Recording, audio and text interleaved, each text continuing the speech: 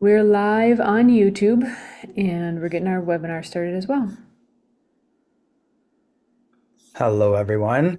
Welcome to the Matthew Wood Institute of Herbalism. My name is Alberto Carbo. I'm here with Matthew Wood, and we're here for another Real Spirit Journey.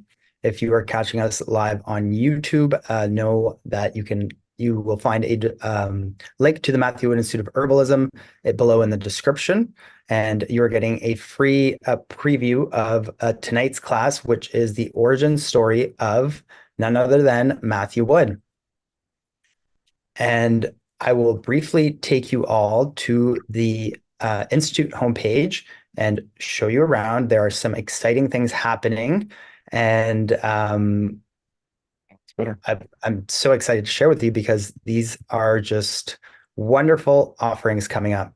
So we are on the homepage, MatthewWoodInstituteofHerbalism.com, and you will always be able to see the upcoming classes on the homepage.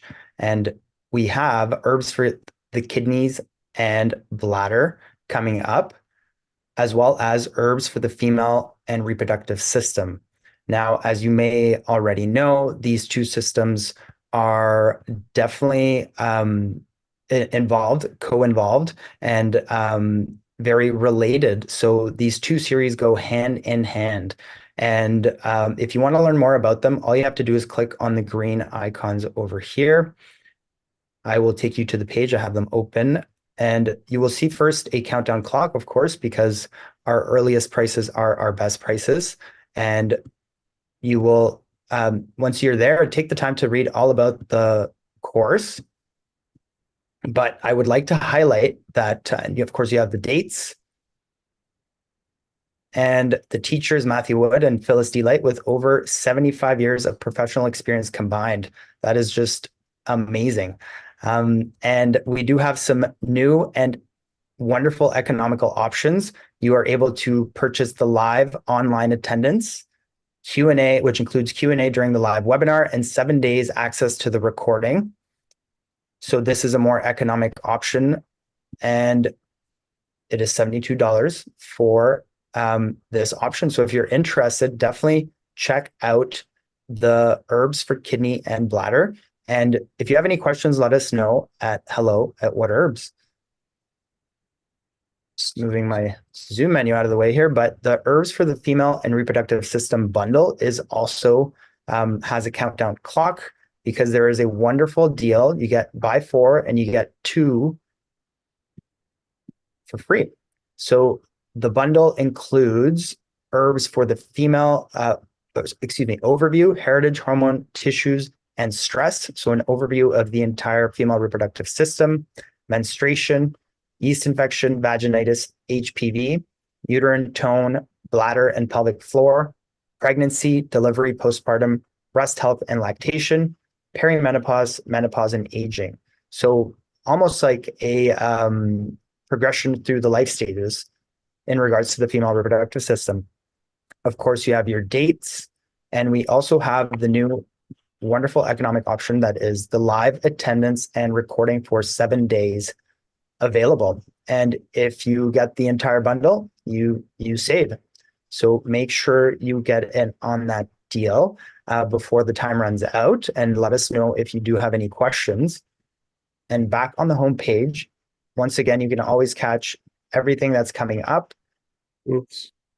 Coming up tomorrow, we have herbs to support the heart and the cardiovascular system with Matthew Wood and Phyllis Light. And it's still not too late to join. You are welcome to join us still. Registration is still open. You can read all about it. There are 3 classes, and you can see the schedule is there. And these classes are just phenomenal, especially if you are an herbalist or if you are training to be an herbalist. Matthew and Phyllis have such a depth of knowledge and experience that their insight into these body systems is quite impressive. I highly, highly recommend that you tune in and catch everything they're saying about these systems. They will certainly be some many nuggets of information that you can use in your practice, or simply to learn about holistic medicine. We have, of course, our free offerings, the Doctrine of Signatures, that is coming up on January 25th, next Thursday. Time is the herb of the month. And if you have not already, you can join the Facebook group for free, of course, and the private Matthew Wood Institute of Herbalism online community. You can join the community for free. Simply go to the Matthew Wood Institute of Herbalism.com, make an account if you do not already have one, and click on online community. It's called the Ring of Knowledge appropriately. And you will see so many people sharing their experiences with plants, their preparations that they're making, people who ask questions, and other people chime in. It is a wonderful place to commune with other herb-minded folk. So I highly encourage you to join the community and join the free class. Lee Arnoldy does an amazing job. She takes into consideration everyone's observations about time throughout the month, and she puts together a beautiful PowerPoint with in-depth information and insights on the Doctrine of Signatures. So especially if you're not familiar with the Doctrine of Signatures, this is one of the many concepts that Matthew would help to revive and bring back into the mainstream awareness in the herbal community. So yeah, come and check it out. It's amazing. And of course, we have some other free offerings. We have the Materia Medica card sets. These are beautiful. Matthew Wood curated these himself, and Lee Arnoldy helped to design them. And you will be astounded with the amount of information that is on them, aside from the wonderful pictures to help you identify each plant. But on the card itself, you get a little preview right here. You get the family name, you get energetic and taste, the tissue states, organ affinities, and herbal actions, and more information. So definitely check it out. It is a wonderful way to learn, to help you retain information, to test yourself, to play games with your friends, and simply just bring herbs around with you wherever you go, on the bus, on a plane, at a park, anywhere. It's great. And you can download them all. They are high quality, and so they are printable as well. And we did launch Materia Medica flashcards, the same as the ones above, that are physical copy that get sent to your home, as well as a Forage Fun card deck for learning and playing with herbs. And both of these were so popular that we sold out, but you can get on the list by clicking on either of these icons here and adding your name and your email. And then as soon as they are up for sale again, you will be notified. As you can see here, the flashcards are 5x7. There's 57 cards, and you get a full deck of cards in the Forage Fun deck with a plethora of games that you can play. We have a whole whole set of instructions for different games that you can play with the cards. They are wonderful, and kids love them. So even if you want to encourage your kids to learn about plants, this is another way, especially when the weather is cold or rainy and you might not want to take the kids out on the trail. This is a great way to bring herbs into the home. And for everyone out there who may have heard about it or yet has to hear about it, the Vital Herbalist Year 1 program launched in October. That was the first enrollment period, and we will soon, within 2 weeks, be announcing the second enrollment period. And if you're not familiar, I highly encourage you to go to the sales page and read all about the Vital Herbalist Year 1 program. Matthew Wood, of course, curated this program, and it is meant to be a foundational stepping stone for anyone who wants to follow the herbal path. And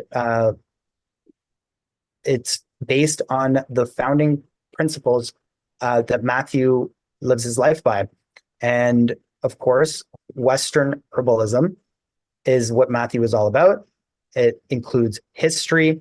It includes specific indications. It includes holistic medicine and a framework a foundational framework for you to base your herbal knowledge and herbal skills for years to come. There is also a robust community, and it is hosted on an entirely new platform where you have many features that enhance the learning experience. The community is wonderful, and it also includes live online Q&A sessions with instructors, live herbal study groups with other students, email guidance and prompts to help you stay on track, and of course, the community to interact with other students anytime.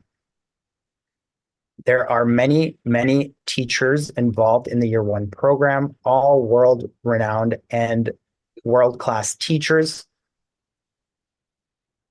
who have their own unique perspectives to contribute to the program. And aside from that, it also includes some wonderful features such as searchable transcripts. So it includes many of these full courses are part of the curriculum. And it includes searchable transcripts. So all classes in the Year One program have transcripts that you can read along with during class, but you can also search them. For example, if you're looking for a specific herb or a condition that you're trying to learn more about, you can search in the transcripts and it will redirect you to where in the video this term is talked about, making it really easy to find information. There are closed captions to help you read along with the video. And for your awareness, we do have a whole section of frequently asked questions at the bottom. So make sure you check that out. You read through the course description and outline, and maybe one of the questions that comes up for you is here at the bottom. But if it is not, by all means, let us know at hello@wardherbs, and we'll be happy to help you out and help you decide whether this program is the correct next step for you. With that being said, I will go back to the webinar and say hello to everyone here joining us. Thank you for being here with us tonight. We're here for another Real Spirit journey, and tonight is the origin story of Matthew Wood. If you are in the webinar and it's been a while or you need a refresher, please know that there's two ways to interact. You have the Q&A and the chat. Both icons are at the bottom of your Zoom screen. If you go ahead and open the chat window, make sure that the tab that says to host and panelist is switched to everyone so that everybody can see your message, and let us know any anecdotes, any contributions, stories, experiences that you want to share in the chat. If you have specific questions for Matthew, please place those in the Q&A by clicking on the Q&A icon. And we love to see all of the different places that people join in from. I'm in Ottawa, Canada. I know Matthew is in California right now. And we have people from Ohio. We have people from Minnesota. We have people from Michigan, Miami, so Washington. So amazing, all over the place. And without further delay, I will hand it over to Matthew Wood for the origin story of Matthew Wood. Yeah, we may be joined this evening by my friend Peter, who wasn't feeling very well. I don't know if he's been sent a link. I don't know if he will pick up on it, but he was an influential person. In fact, I'd say the three influential people in my life, or four, would be outside of your parents and so on. And my spiritual life would be Francis Hole, who taught Quaker first day school in when I was about 10 or 11, 1965, and 6, 7, 6, somewhere in there.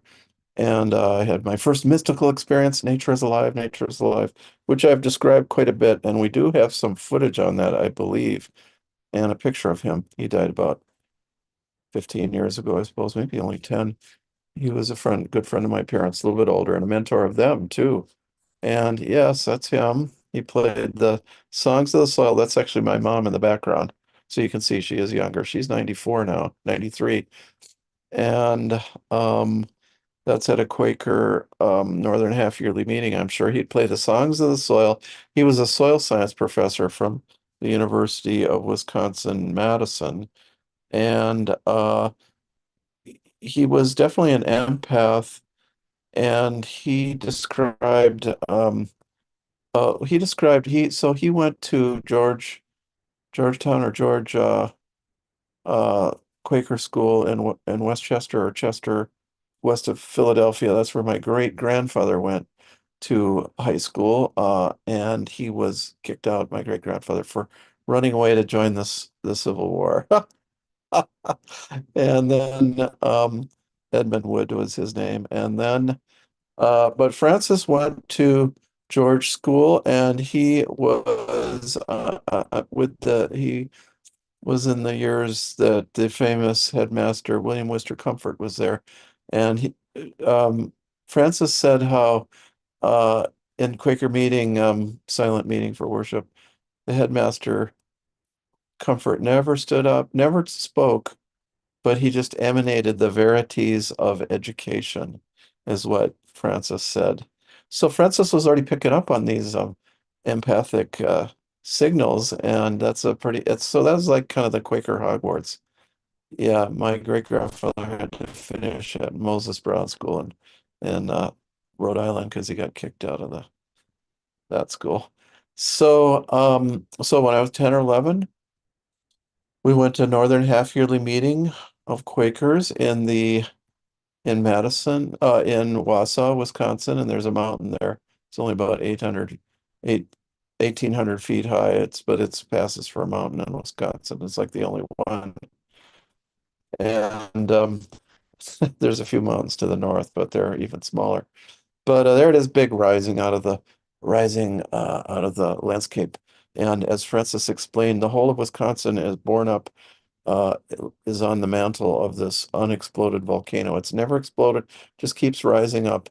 And so um, so it used to be a seabed, but this volcano rose up. So we have limestone and sandstone all the way out to the Twin Cities. Certainly all the way to into Lake Michigan. There's basalt right around there at the mountain, Rib Mountain. Well, so he described the geology. It was fascinating. But all this time it was just a beautiful fall day. The leaves were still clinging to the trees, the oak trees, and he jumped from rock to rock. And it was a little bit cool, and it was so much excitement. This feeling came out of him. Nature is alive, nature is alive. And I knew it was true. And I knew that I had to believe it or I'd never know a truth again, because nature is alive, and that's not nature is like the soul of the earth, the living nature. But that's like a spiritual reality and a spiritual truth, and therefore we have to believe it when it's proven to us internally. And I was raised Quaker, so that was the whole concept, was that you knew your own inner truth. Your inner truth would come to you and you would be learn from that. So there's only two dogmas in Quakerism. Each person has the inward light, the ability to sense what is true, and continuing revelation. God speaks in all times and places down through the ages to all people, if they will listen. So there's inner truth and inner sensing of truth, the two things. That's it. And although it was, we do change over the centuries. We're only about 400 years old as Quakers, a little sect that we are. My great grandfather's generation, it was against the religion to take up arms, bear arms in war or against a person. But a lot of those Quaker boys, they just had to run away, especially when Lee came up into Pennsylvania. They ran away and they joined the Civil War. They joined the regiments there. He was only in it for a day because his father came up and paid $100 so some Irishman could fight instead. And he grabbed him by the ear and took him back in a great family disgrace. But when they started coming back in coffins, then they had to decide, are we going to allow our sons to be buried in the meeting house graveyard? And they chose yes, that's okay. And then when the war was over, will we allow them to come back, join the meeting? So after that, whether you took up arms or not was actually up to you, part of your inner truth. But generally, the Quakers don't fight. So, so those are kind of stories I grew up on. My dad would tell me stories. My dad told me we have a Christmas story from a couple years ago, and maybe some other. I think it's Kansas boyhood dog stories. He loved dogs. My dad passed away a month and a half ago. But he was 94 and he'd lived a long, good life. And the last 30 years, he was mostly involved in Quaker affairs. And my mother's still going on strong, although her memory is not as good. And she's 94 also. So from Francis, I learned this valuable truth. And the other influential people in my life were when I was 17, 18, I met Peter Young. I don't know. Peter's not, we sent him a link, but I guess if he's not here, we'll have to do a separate thing with him. But when he and I met in a high school class, he was 16, I was 17. And we were both deeply interested in the spiritual path. He completed high school. He left home and moved into an ashram and lived there for 2, 3 years and completed his high school doing that while he was there. And we began about 3 years after we graduated high school, and we were both studying astrology.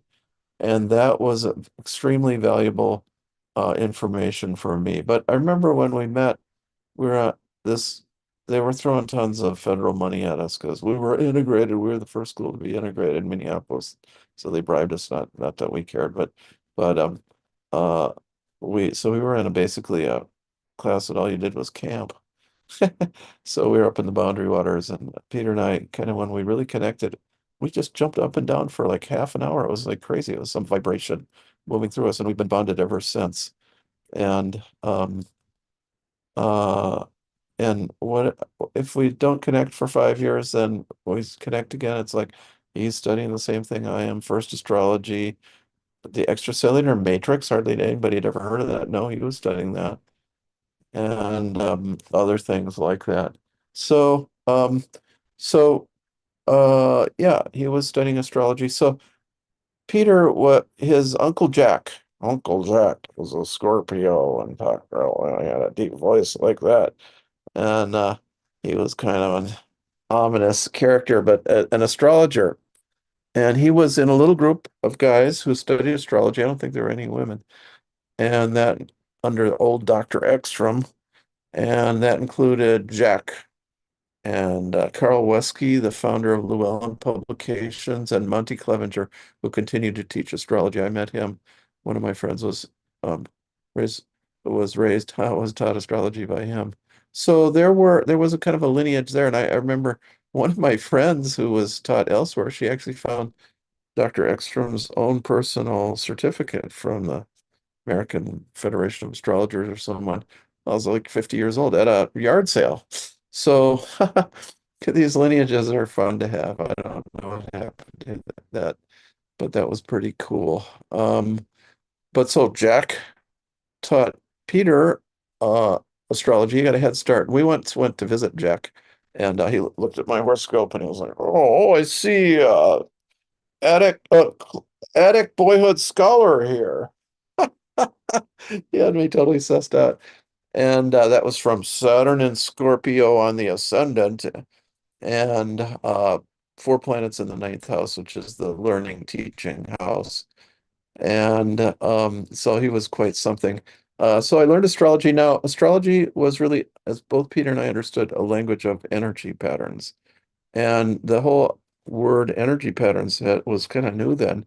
I think it goes back to, what's his name, that chiropractor slash naturopath, Randolph, who moved to India, who founded an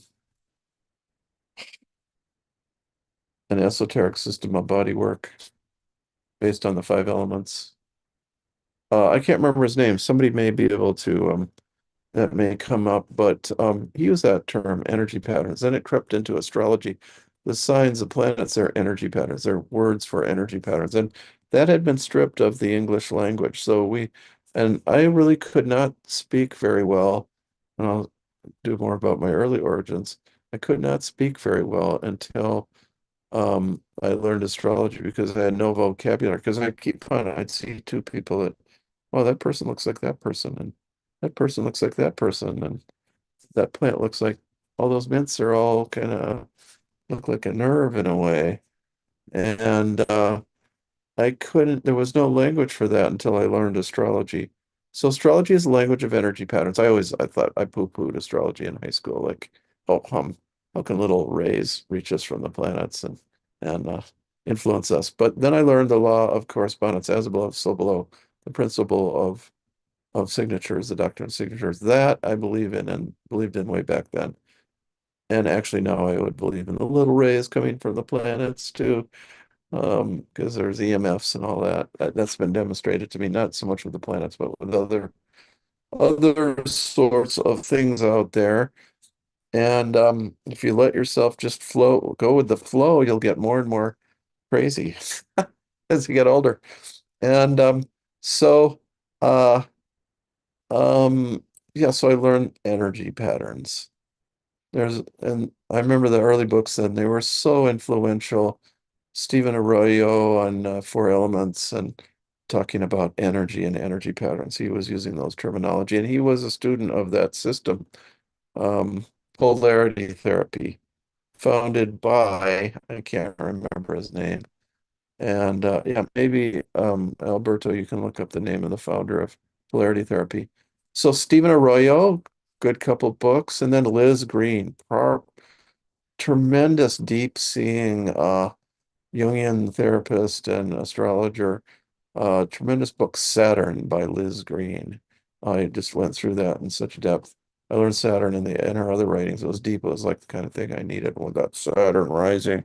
It's that boyhood sciatic scholar. I needed that.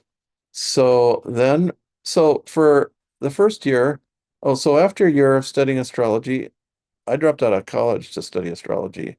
Well, I mean, it was my true liberal arts in that it was um, how to speak and how to think and how to train my mind in the way that I wanted to be trained and the way I naturally thought. So I studied astrology 3 hours a day and Jungian psychology at the same time. Now I understand, I truly would have to say, I was like in a whisper, Jung's psychology is really just astrology, like interpreted as a psychological system mostly, for the most part. So anima, animus, that would be Venus and Mars, and then the shadow, that would be Saturn, and the sun, that would be the self, and we don't really need Jupiter in that's like jovial. Jupiter does not really cause psychological complexes. The moon representing the unconscious. Ooh. And so all of that is in, and Mercury actually even figures the puer aeternus, the eternal youth. The man especially doesn't want to grow up, and that's Mercury. And so those are the old planets, and that became a system. Now he actually did do astrology. We know that. Now, on the other hand, I have to say astrology was not very psychological until Jung got finished with it. So we have Jung benefited from it and astrology benefited from it. And the darn stuff works, as he said. And the darn thing works. And so, wow, it's had a lot of influence, astrology, through Jungian psychology. Okay, so I dropped out of school and I studied that for a year, day after day after day, until I could speak. After a year, I could speak, I could talk to astrologers. Wow, what a break. That was really cool.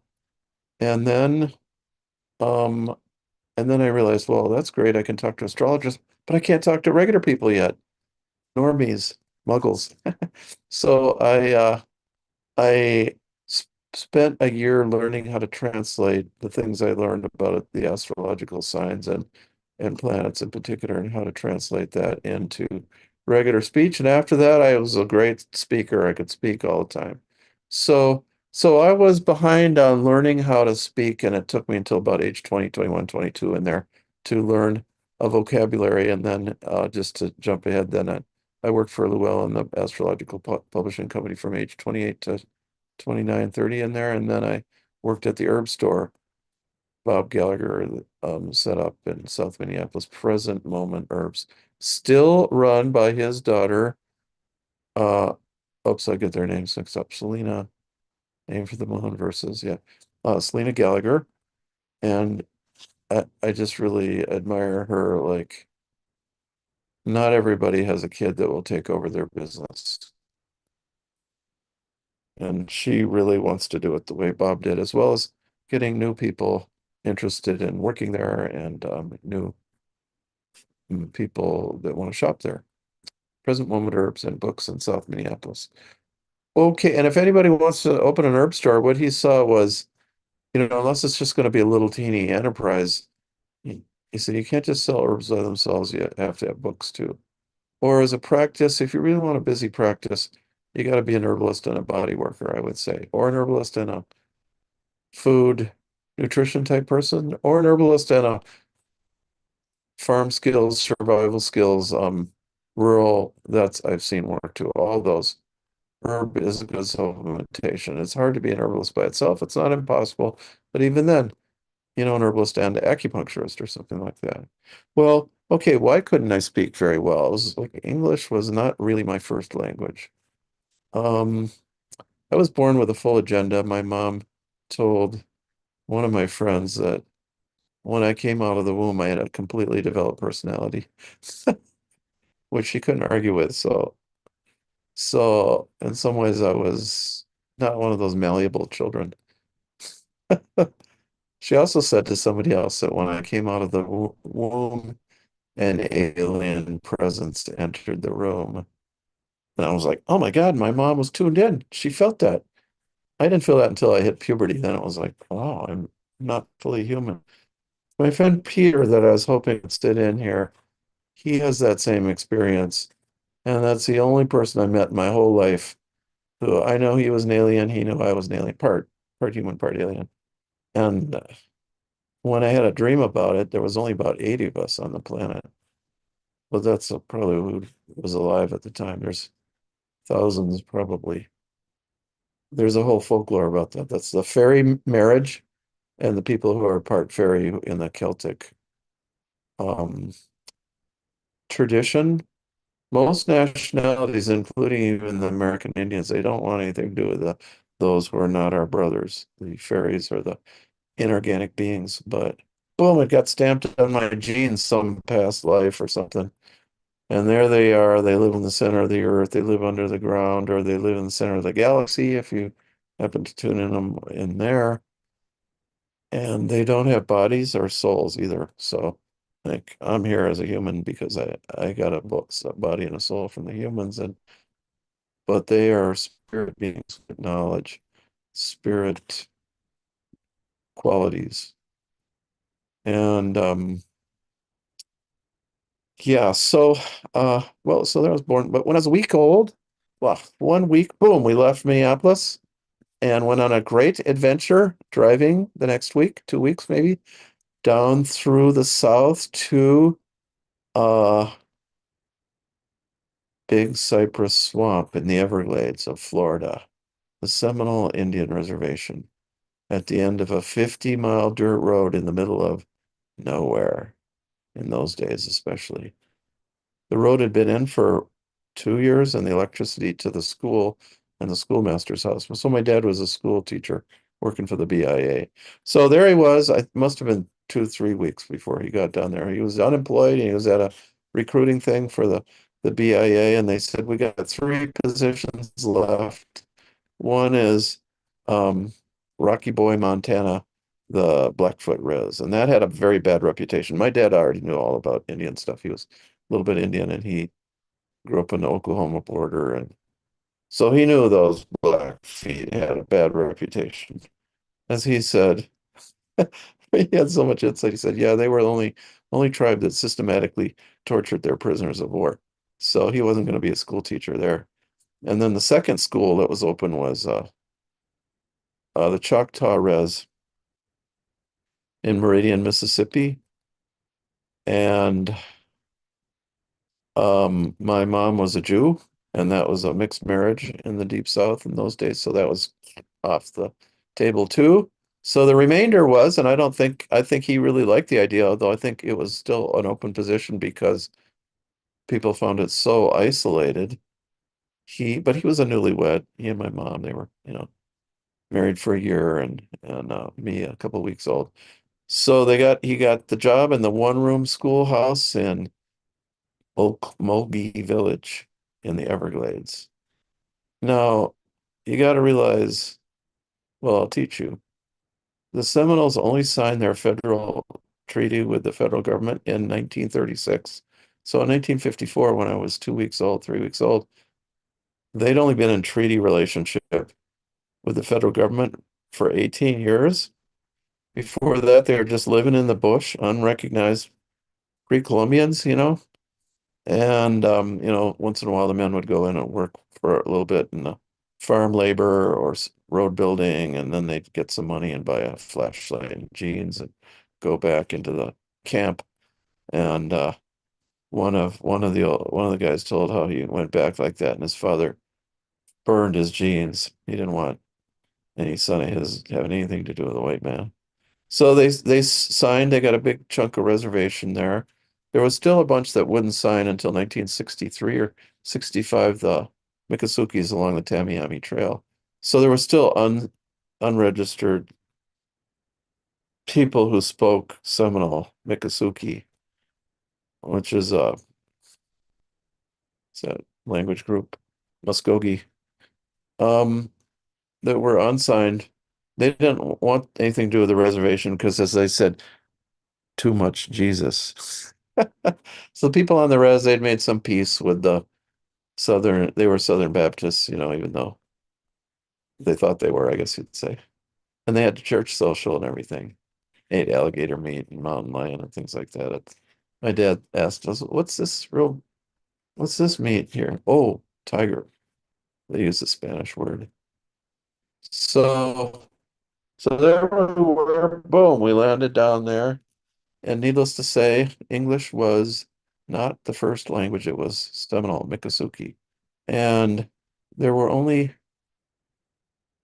there were my parents and me. There were some Bible translators haplessly translating the Bible into Miccosukee, which only had 300 speakers at that time. Maybe another 100 out on the Tamiami Trail. And one or two women who'd married Seminoles. They wouldn't allow, you couldn't marry into the tribe until you were past menopause. Oh, yeah, one man who'd married in, yeah. So we always needed somebody in the white community, it's like, so they told some young woman, go out there, find a white guy, marry him so that we got some connection. They were the parents of Jim Billy. He may still be he was in my dad's fourth grade,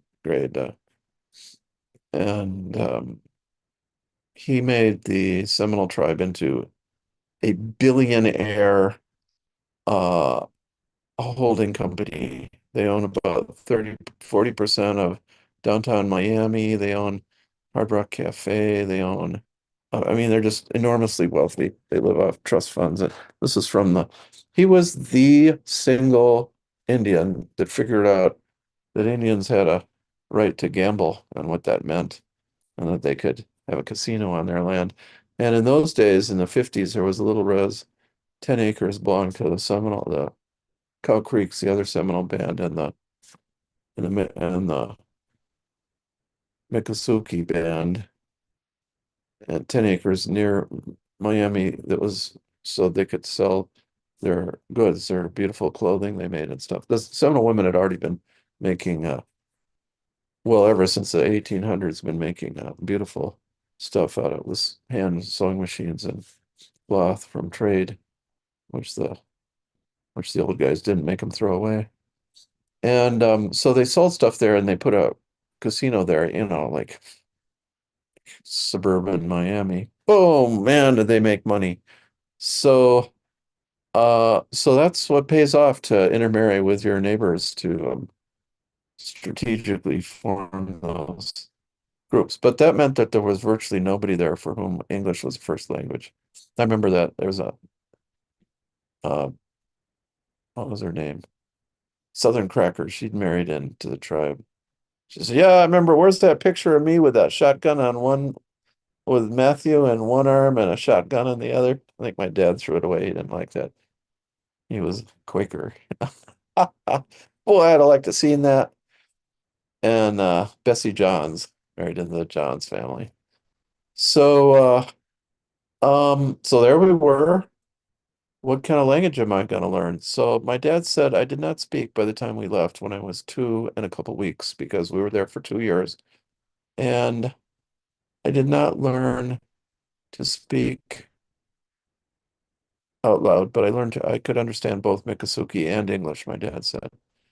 And I actually have a memory. I have a couple memories, but the memory that stuck with me was the chickens and the geese all and ducks all in boxes with their heads sticking out, quack, quack, quack, all, and they were all boxed up. And to me, that meant they were going to be sent somewhere. And my thought was, where are they going? So when I was in my 30s, I asked my mom, when was that? And she said, no, that was the day we left. Wow. So there I was traveling away, and that was my home. I never knew of any other. So when I was in my when I was in my early 50s, I believe, or mid 50s, I actually had a dream. I woke with this is how your body replays memories. It wasn't exactly bad memory, but it was a confusion. I woke up with a like tachycardia. It was the first time that had ever happened to me, reliving some ancient thing. And it was that was the only home I knew. Where's my home? What happened? Because they couldn't explain it to me, but I left there. So that was sad for me. That was always like my home. We moved back to Minneapolis. So, but I learned how to think in Miccosukee, and that's why I couldn't speak English. So I didn't have a language of energy patterns because so in Miccosukee they don't have the syllogism if then they don't have logic. They have so you just describe what you feel, what you saw. I was out in the jungle. I was out in the Everglades and I saw blah blah blah. And if you wanted to teach something from that, you would speak by association. Like you'd describe another experience that was a little different. And um, I learned what that. So those are two types of speech, and that's in our program. And if you're not in our herbal program, you may want to take that class anyways. Phosis and Logos, or the speech of nature, which I learned about from Robert Schmidt from Project Hindsight in um, Cumberland, Maryland. Now, both he and his wife have passed away in their 70s, just Ellen this last summer. She was so sad without him. It was meant to be. I felt like a completion rather than you know, a loss. But Robert talked about phosis, the ancient way of speaking, and logos. Logos is if then. That science is based on that. If we make a premise, then we test it, then we get the result. That's experimental research. That's Aristotle. Phosis is speaking like, so one of the ancient Greeks, he spoke in Phosic. He said, the road up is the same as the road down. Like, yeah, that's just a fact. But why did he say it? What does that mean? I mean, he could have just said the road goes up. But he said the road also goes down. Like, so that's life. Road goes up, life goes up, then it goes down. Empires rise and fall, kings rise and fall, health rises and falls, childhood, adulthood, old age. So that's what he was making us think about. By analogy, phosis. The only other person who spoke exclusively in photic statements, strangely, was Jesus, because it was, oh, here's one from the Gospel of Thomas. It's so, he who is near me is near the fire. He who is far from me is far from the kingdom of heaven. See, there's no if then there. It's just a statement. Or a man, the kingdom of heaven is like a man went out plowing his field and he discovered buried treasure. So he sold everything he had and bought that field. Because the law was the same then as it is now. If you the treasure belongs to the owner of the field. And um so uh so see, that's just a description. The kingdom of heaven is like. they found out about it and they dedicated their whole life to it. That's like spiritual life. So we know so this is Fossick speech. And both Heraclitus the Dark and Jesus were like ruthlessly dedicated to that. Because why? Because that's the only kind of speech that's abstract or spiritual or works with the imagination. And it doesn't work with if then, with logic, with the syllogism.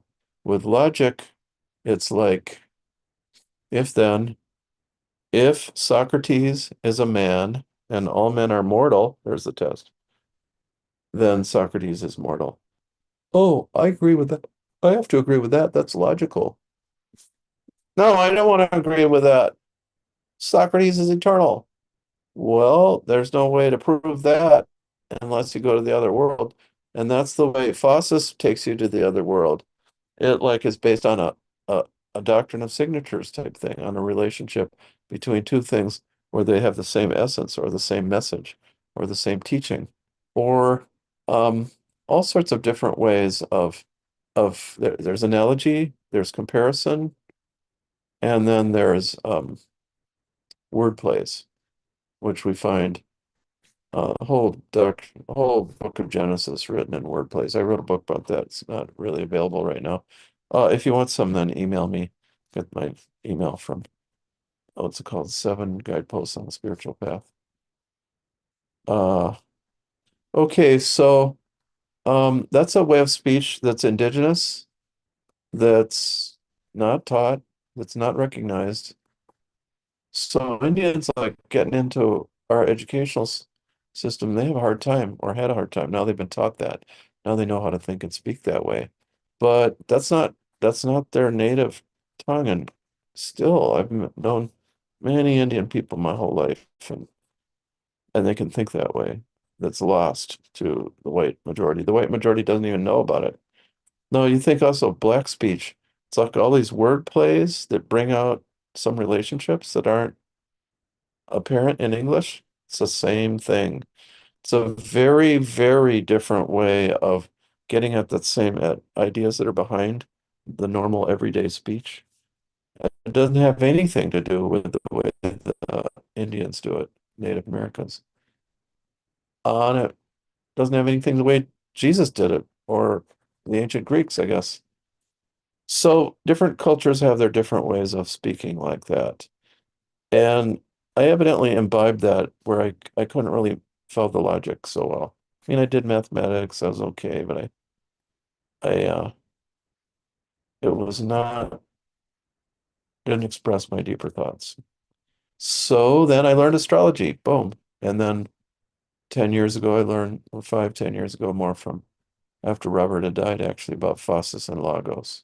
So speech, very important, defining who you are. If you can't think about it in a different way of speaking, then wow, you're not going to do so well. Um, you can't think that way. You can't think in a spiritual fashion. This is how the spirit, does the spirit rational? Whoever described the spirit as like if then, it doesn't work that way. It's from another dimension. Or the whole spiritual world, another dimension. So okay, so there's my childhood growing up there. Yeah, I heard many great stories too. My dad was a great storyteller.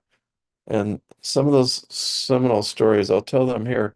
They just they just were um overwhelmingly yes, they're there. There's I Jenny, I think, is the one holding me. I can't remember the other two. One of them's named Jenny. And there they are, and I'm the little baby that gets to be coddled. Yeah, I had blonde hair in those days.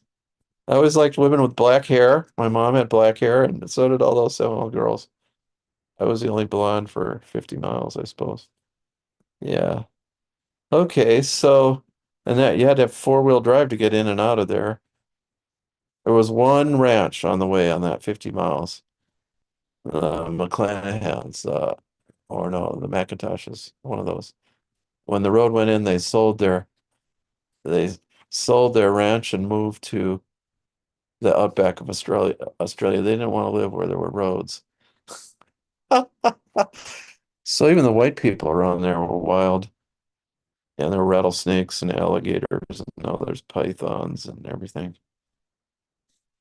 So, and sadly, they're in bare feet there. So a lot of everybody had, and I probably have shoes on. My mom wouldn't let me walk around, and yeah, bare feet. You get the, what's that disease? Those worms that come up through your feet. But at any rate, hookworm. So I'll tell you some of the old stories. So there were two old men, um, Charlie Dixie and Charlie and Billy Cypress. We have a picture of them, but you can only see the black and the shadow of Charlie Dixie, and that's unfortunate. He was actually half black. So the Seminole War, 1838, Seminoles would take in the runaway slaves, and there was a whole tribe of black Seminoles. They spoke Greek. They dressed like Seminoles. They were probably the original runaways from the Spanish, and the word in Spanish for a runaway is Cimarron, and that probably is where Seminole came from.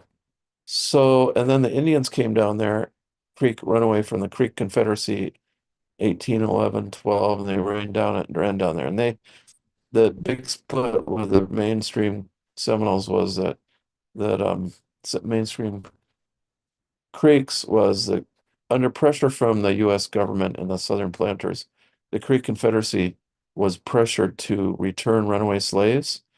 And the elders decided they were going to have to do this because they didn't approve of it because it strengthened their manpower, fighting men, but they couldn't, you know, not that the white traders were totally under the influence of the white people either, because they were mostly Jews who didn't like the white people, English either, but like the McQueen family, McCohen, so so there was a lot of divisions down there, but at any rate, when the Creek Confederacy decided we got to return the runaway slaves, the uh, about a tenth of the tribe rebelled. They were just outraged, and they threw down red sticks in front of their camps, and they called themselves the Red Sticks. But they were called the Seminoles eventually, the runaways, because they ran away from the Creek Confederacy, and they settled from northern Florida down to southern Florida. There still are unrecognized Seminoles in Appalachia, whatever it is, that river up there, both sides of the river. Um, and so um, two different bands, some in that Okeechobee Swamp up there too, not recognized. And then um, now the Seminoles say, "Oh, we're not related to those other people. They aren't real Indians. We're the real Indians. We're not related to them." And the other Indians, I've heard this, even in Minnesota. Oh, those Seminoles, they're not related to us. They're not real Indians. And how did that happen? Why? That's because you cannot disobey your elders and be a member of the tribe. You cannot, that's like permanent dissolution of a tie. And it's even genetic. The people can feel it. And the Seminoles, they're totally different. I mean, they're billionaires. They made all this money. They're totally different from other Indians. They're just a completely different scene there. And yeah, and I mean maybe now at some international conference of Indian people they might fit in, but they found it. They thought up the Jim Billy thought up the thing about you can look him up online. Look up Chief James Billy or Chief Jim Billy and his songs that he sang, like the Alligator song, just a great song. And he from him that spread to the rest of the Native Americans around the country, mostly through Prescott was his name. He was one of the Shakopee Indians. Leonard Leonard Prescott, I think. Not Leonard Peltier. Well, it was Prescott at any rate. And he popularized it for the rest of the Indian people. So um so they had a war against the Seminoles in the first Seminole War, 1838, and the Tiger Tail, the great Seminole chief, led them.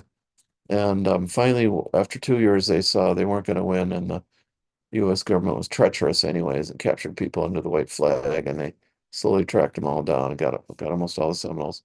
It's a terrible waste of manpower and money. Took $10,000 in 1838 money and one Union soldier to get one Seminole to Oklahoma.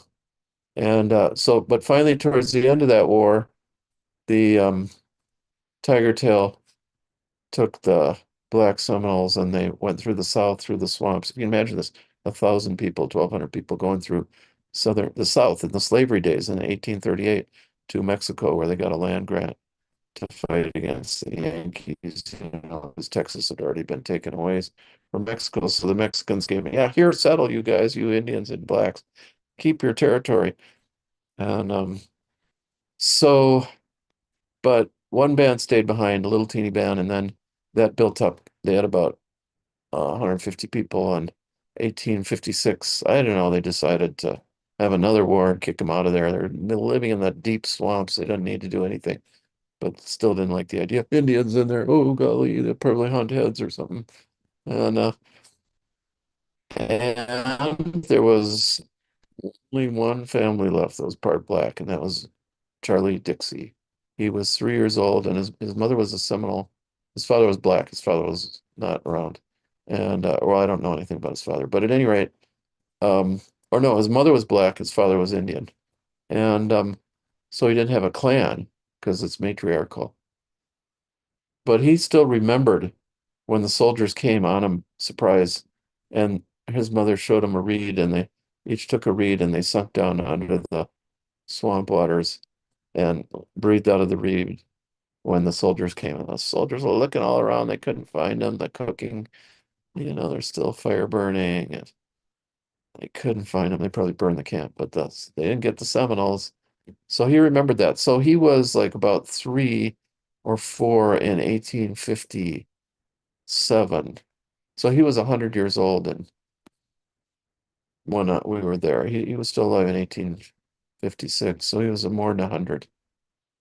So he grew up to be strong, their greatest hunter of that generation. And they didn't have a lot of people, 150 survived, 75, then 150 maybe. By the time we were there was 300. So great hunter, and he didn't have a clan, so they didn't know, they didn't want his genes to die out. So there was a brother and sister that moved off into the Everglades, living incestuously, and had 2 or 3 kids together, which outraged them. So every year, so they lived all on little islands in the Everglades, and they get together once a year to have the green corn dance, where they still do this, where they decide nobody but Seminoles can be there, decide legal matters, ju jurisdictional and spiritual matters are solved there. So they said, Charlie Dixie, or whatever his Indian name was, if you kill the brother, you can have the wife, the sister as your wife, and that'll be your clan, those 2 kids and your kids. And so he went out to their camp and he yelled from a distance the decision of the green corn dance. And the brother heard it from afar and he ran. I said, I'll give you a day's start. And he ran, and Charlie Dixie hunted him down and killed him. So that was the origin of the Dixie Clan. And they picked up the prejudice against blacks from the white people. They wouldn't allow those what? The men in those clans couldn't marry into other clans, or they make the other clans be part black. So they had to only marry barren or women past the age of fertility. The women could, let's see, I forgot how the, yeah, the women could marry, but then the bloodline would stay in that clan, the Dixie clan.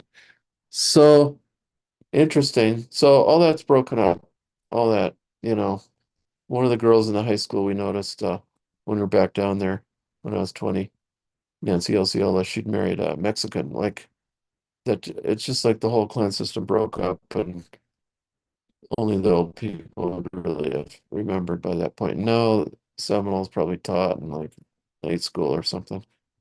So that was life and those stories my dad taught me. And Yeah, also stories about his family. So one of his stories was, so his great grandfather, Frank Henderson, my dad was named for him, Frank Henderson Wood. His father fought in the Civil War and for 4 years. And when he got back, my great grandfather told my grandfather that his father's teeth were worn down in a straight line across the front from holding the canvas bags. This wasn't the Quaker side. My dad was half Scots Irish. This is a Scots Irish side. We're gonna fight, man. Don't tell us what to do. I'm gonna join the North. I'm gonna join the South. And so they hold the canvas bag and rip off the top and take the bullets and fire. And his teeth were worn down in a straight line. He fought in the Trans-Mississippian, Samuel K. Sanderson, and for 4 years. And one of his wives died. He married the older sister then. And after the war, then, that Trans-Mississippi, they had tuberculosis and they had dysentery and cholera. So he was never healthy after that. But he got a free homestead in Kansas.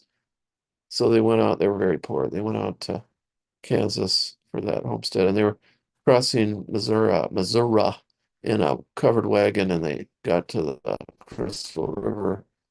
And my great grandfather was 3. And a man there gave him a toy. He'd never had a toy in his life. It was one of those little jaw harps with or whizzes or something. No, not the twanger. It was and oh God, he was like in ecstasy. He never had a toy, and he played with it and played with it. And that night they bundled him up in his little like it would be a hammock for a little 3-year-old hung from a tree, and he was looking. He it had a prong on it. He stuck it in the bark of the tree, and so he could look at it when he fell asleep. And then when he woke up in the morning, they were halfway across the river. Fording the river was a dangerous river, and they couldn't go back and get it. And hard for me to talk about it without tears. So he cried till he was, even when he was an old man, he had a hard time talking about it. He had nightmares about it for many years. So that was his only toy. My great grandfather's only toy. So dad died when he was 10, and the mother farmed out the kids. That meant they went to work on other farms, and then she sold the farm and probably lived with the older son. Man, one of those sons was the sheriff of Dodge City. Man, God, he must have killed 20, 30 people to keep that job. And and on the grave of she got a big marker for his grave. It said, my heart will never forget when your eyes closed for the last time." Phew. And then there was an Army of the Union, what's that called? Army of the Republic. They had these little things they put in the ground next to the grave for veterans. So my great grandfather, he went to work on a farm, and the guy had a steam engine, one of those great big monster steam locomotives from 1887 or so. And Mr. Jolly, like Angela Jolly, that's a Cajun name down there. My aunt was my unrelated. My uncle's wife was a Jolly too, or raised by Jollies. And and um so Mr. Jolly has a big farm and he had a tractor like that and the guy who ran it would get and my grandfather was 13 by now. And the guy who'd run it got drunk all the time. So one day Mr. Jolly said, "Frank, you know how to run that thing. Why don't you do it?" That was the beginning of his lifelong career. He ran steam engines.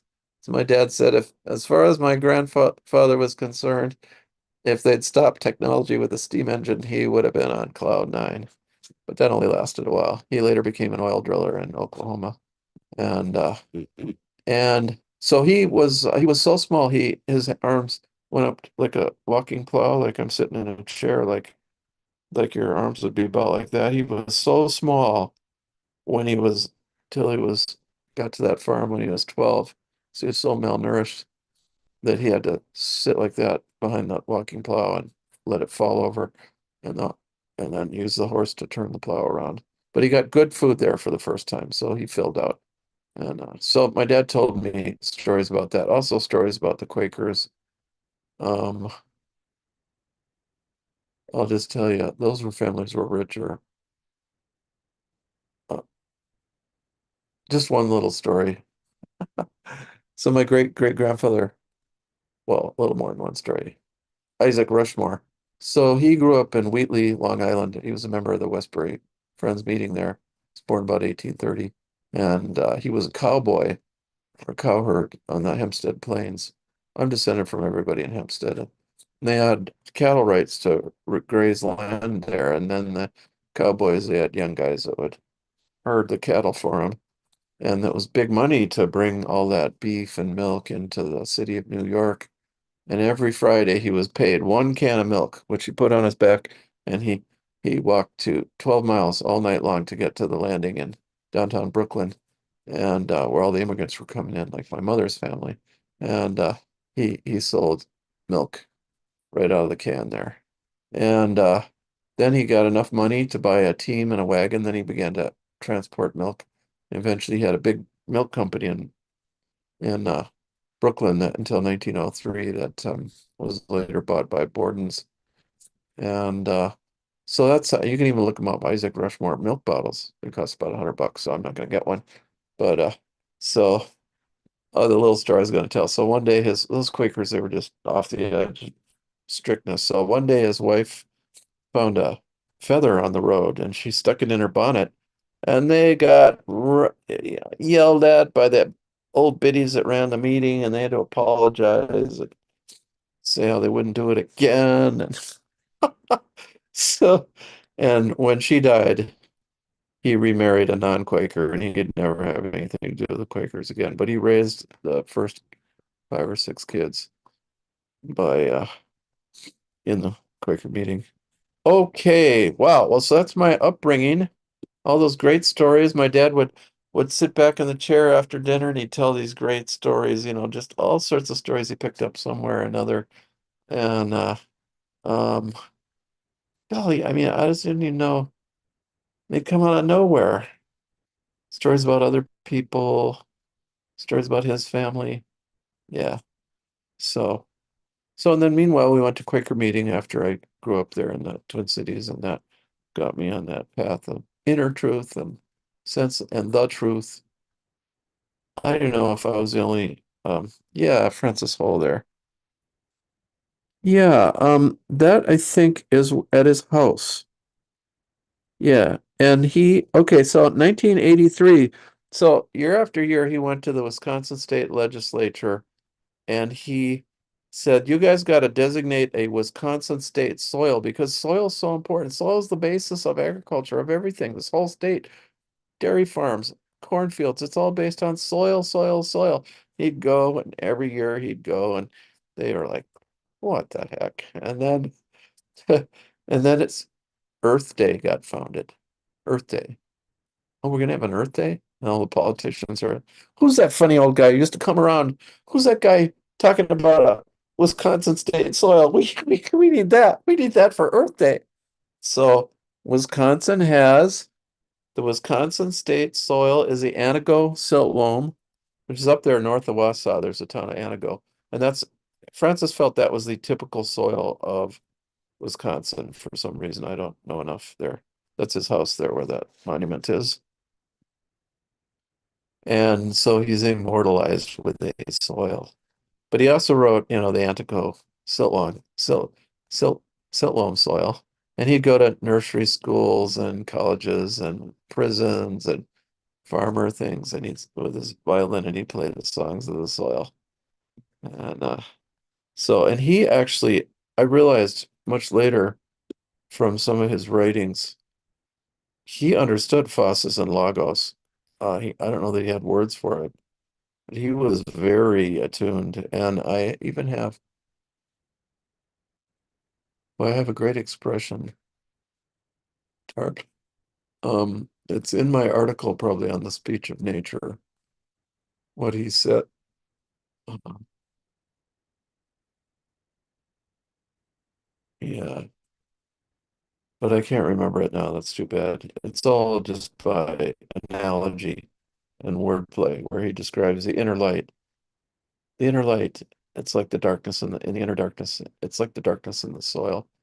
Doesn't know the sun, and it develops. And but the roots, that's where the roots start and develop that guide our lives. Well, look that up. So read that, The Speech of Nature.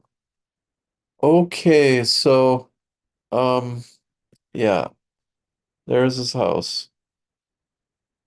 Yeah, it's near the Yahara River in Madison. The Isthmus, as it's called. Isthmus of Madison. Okay, so let's see. So I met my dear friend Peter Young when I was about 17, just going on 18. And then that was the astrology, and I'll try to get an interview with him. It looks like he didn't make it. And uh to our class today, so we'll do a different interview that talks about that. How we learned astrology and how that important that was, and then we were always on the same beam and learning, helping each other with our spiritual life all these many years. So that was like 50 years ago. So yeah. Okay, we have some question and answers here. Yes, we do. And by the way, the paper that Matthew's talking about on facets and logos is available in the RSJ course, so I can show everybody how to find that after class. Good. So, yeah, Anonymous is asking, the spirit being doesn't have a soul. Is this to say that the spirit and the soul are different, or this being is a soul slash spirit being and doesn't have something additional to itself? Oh, great question. So both in Freudian psychology and in shamanism and ancient, and just in English, we have spirit, soul, and body. We have three selves, so to speak. The animal self, the human self, and the spirit self, I call them. The animal self is the body. That's Freud's id. That's the instinctive self. And there's both a reptilian side that's survival. Oh, I want to survive. And then there's the warm-blooded part. That's how we get our heart. We don't get our heart from being human. It's the warm-blooded animals that bond with their mate, with their children, raise their kids, their babies, and have the marsupials and form communities. It's like we got to be really glad that the snakes don't form communities and hunt together. There's Peter coming on. Good, great. We can talk. Yes. Good. I just spent uh hour and 15 minutes talking about the rest of my life there, so we can talk about that. Yeah. Yeah, and we'll answer these two questions though. So, spirit, soul, and body, yes. I would say the soul becomes infused with the spirit by listening to it and becomes more and more spiritualized. But the soul is like your ability to love. You're a human being, and we can go up or we can go down, or we can waste our time, we can be apathetic. That's the soul. But the spirit's always like, man, pay attention. And the body is tuned in. The body, I realized as in the shamanic path. See, the animals did not fall in Eden, so to speak. The cold-blooded ones, that's the serpent in the tree. Yeah, they're on the outside to begin with, like follow me out of the garden. And or like the serpent didn't even know that. Um, I've talked to them, the dragons, the fathers of the serpents, and they're embarrassed too. Like this humans, oh, we blew it. Golly, what were we thinking?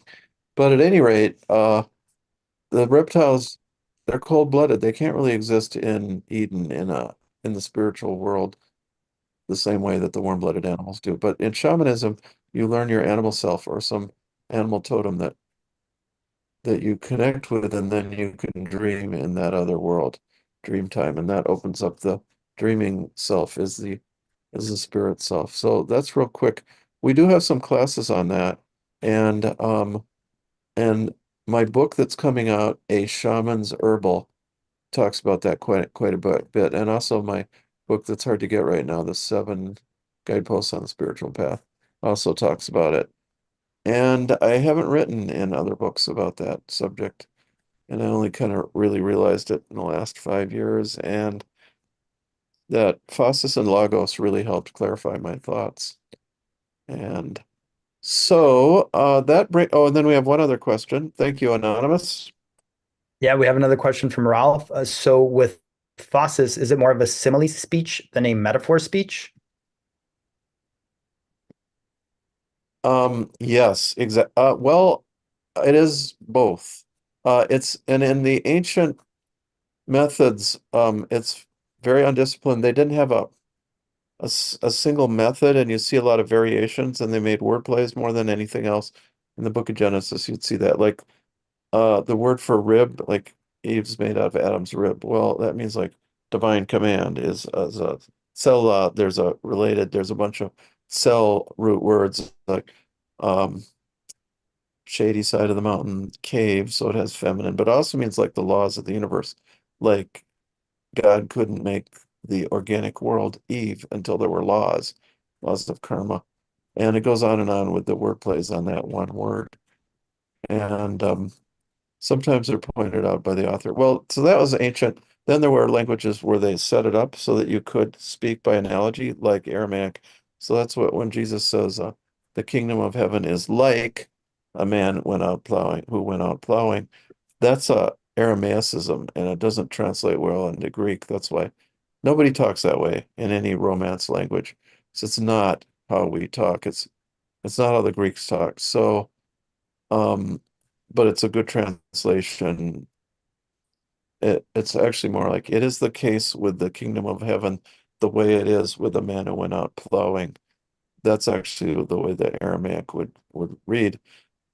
So some languages then developed a way of talking that way, and then Plato introduced the idea of the archetype, the idea or eidos, the primal archetype behind like Saturn, like Saturnian, all things old, serious, dry, hard, disciplined, Saturn.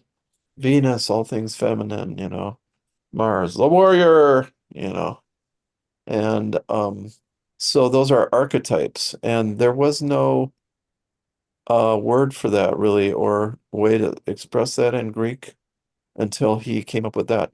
So, and since that time, when you read me or Paracelsus or the Western tradition of thinkers, they tend to think in archetypes. They explain things that way because that's became a cultural a method. But truly, way back when, there was not a fixed method, and there may be even other um, methods.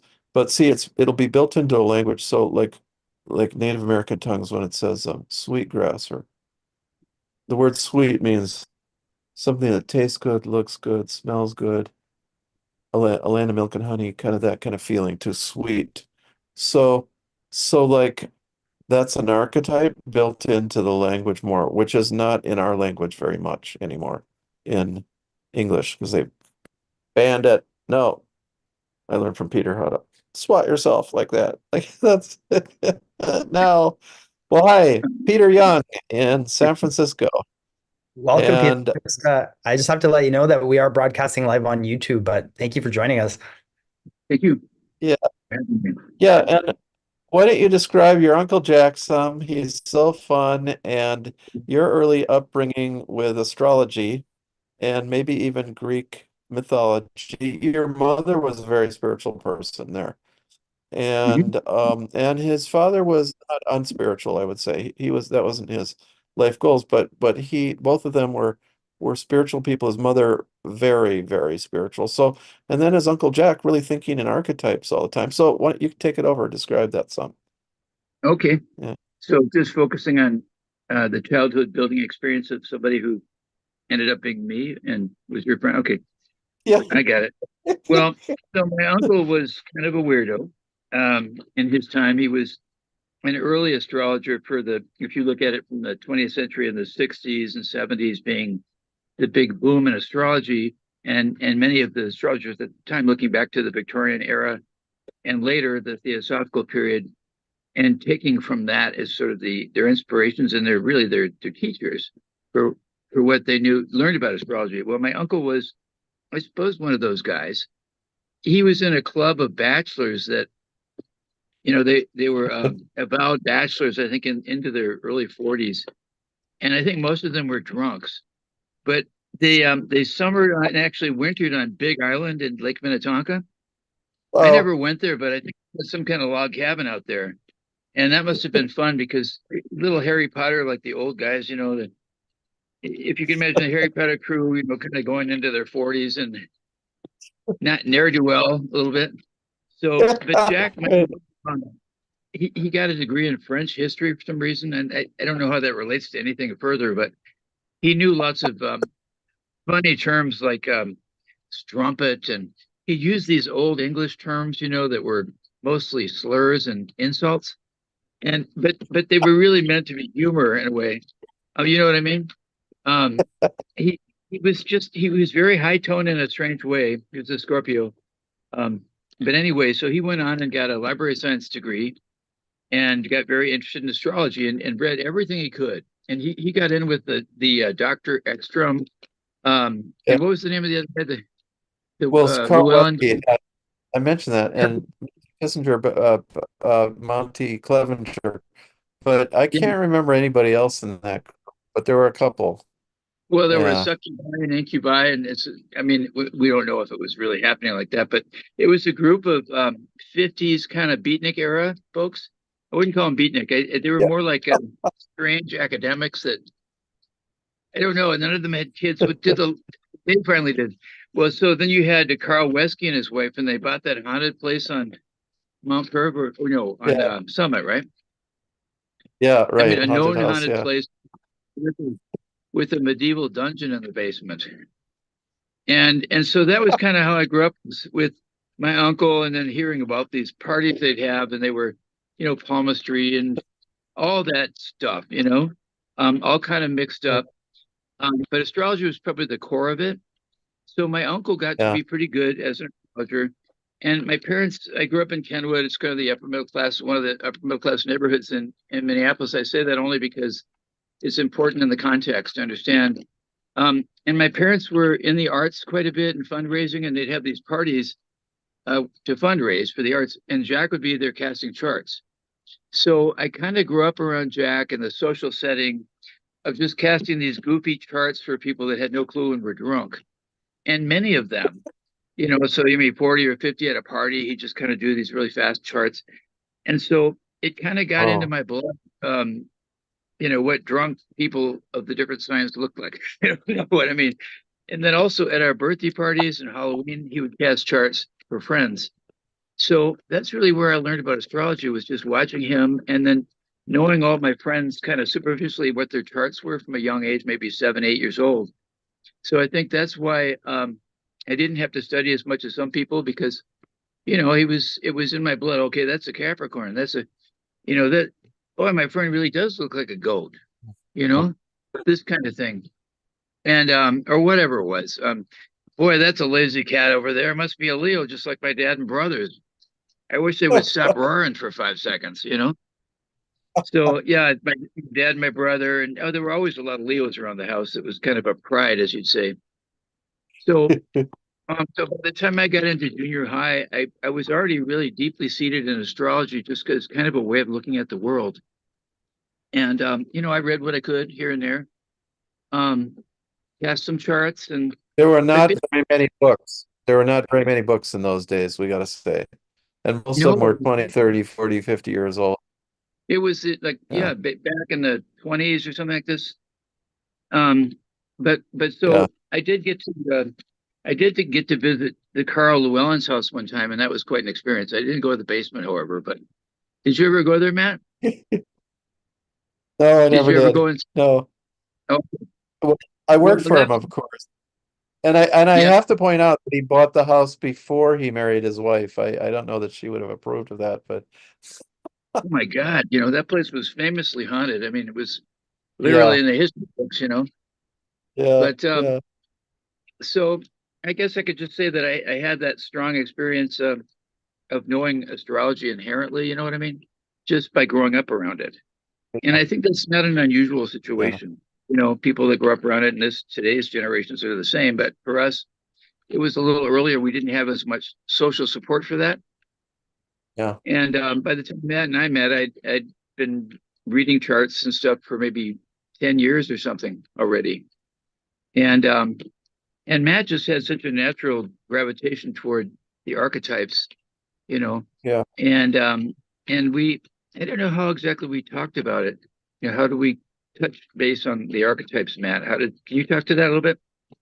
Well, I do remember that you and your mom and me hired that guy who lived up near on the Mhm. edge of I can't remember Yeah, his name, but he was an astrologer and he taught us for about half a year. That was a nice little way to learn. I mean, he didn't make a lot of money, but he was happy to teach that on. And so we did some formal learning, and there was an astrological uh bookstore too.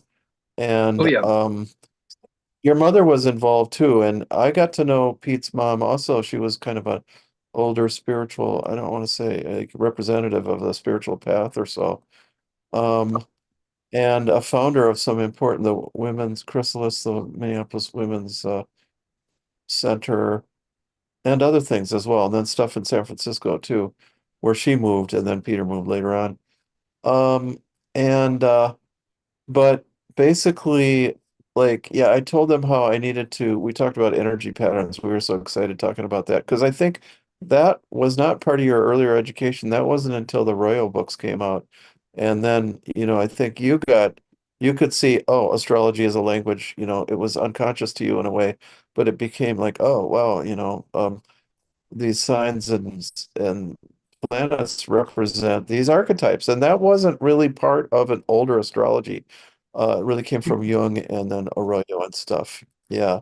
So it was a Royal was language of energy patterns. And we were so excited to be able to talk about that. And Peter really taught me how to talk because he's so verbal. He's a Gemini. He grew up around this stuff. And I mean, Uncle Jack, as I just met him that once or twice, he was very verbal too. And because he funny was an too. astrologer, yeah, and funny, yeah. And verbal in a way that I needed, like I needed to be able to talk with people who are more archetypal in their thought patterns, and you were that person for several years. We studied together, and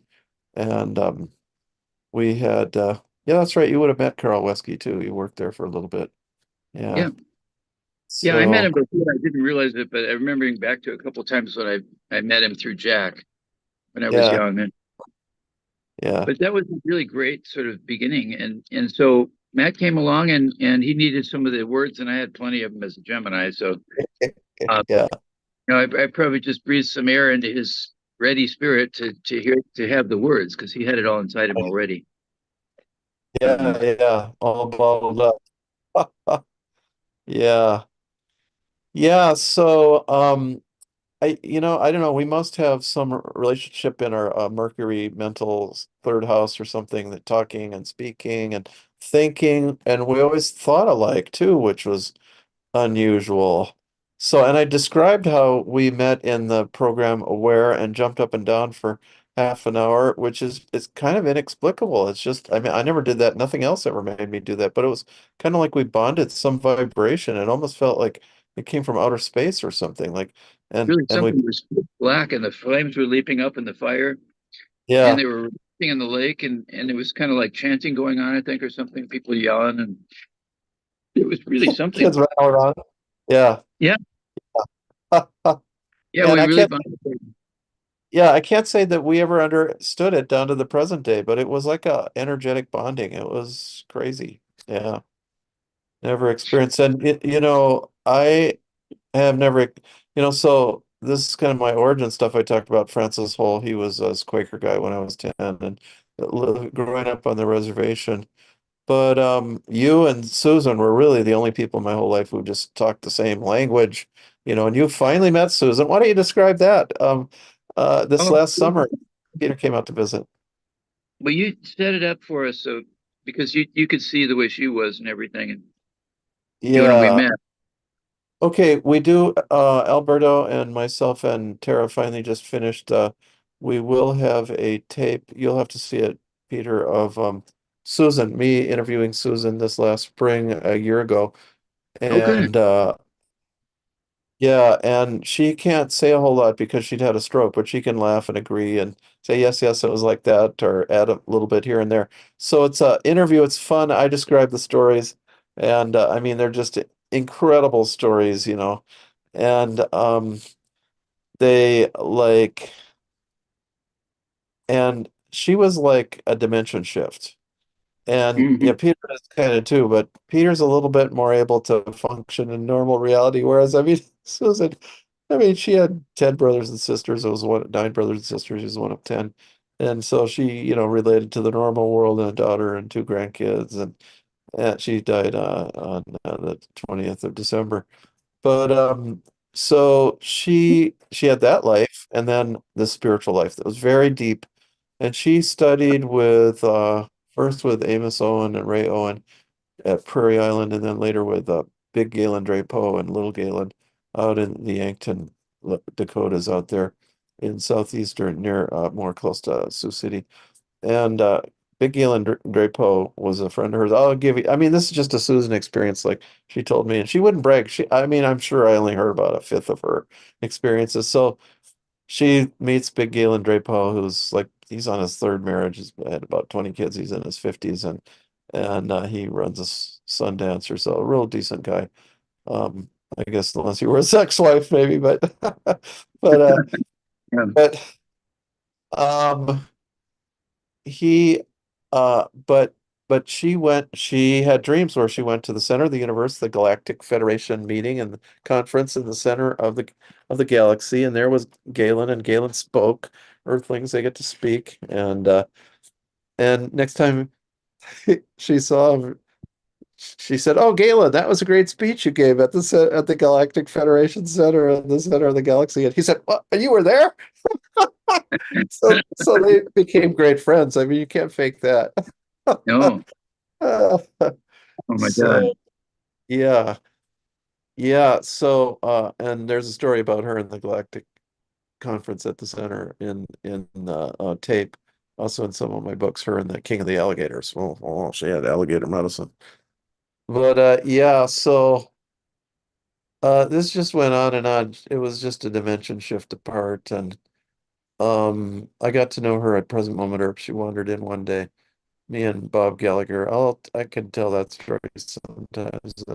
Come up the herb store. I mentioned it a little bit, but so there's kind of some you get. You know, I say like people are like plants. Some plants are foods. Some are building material.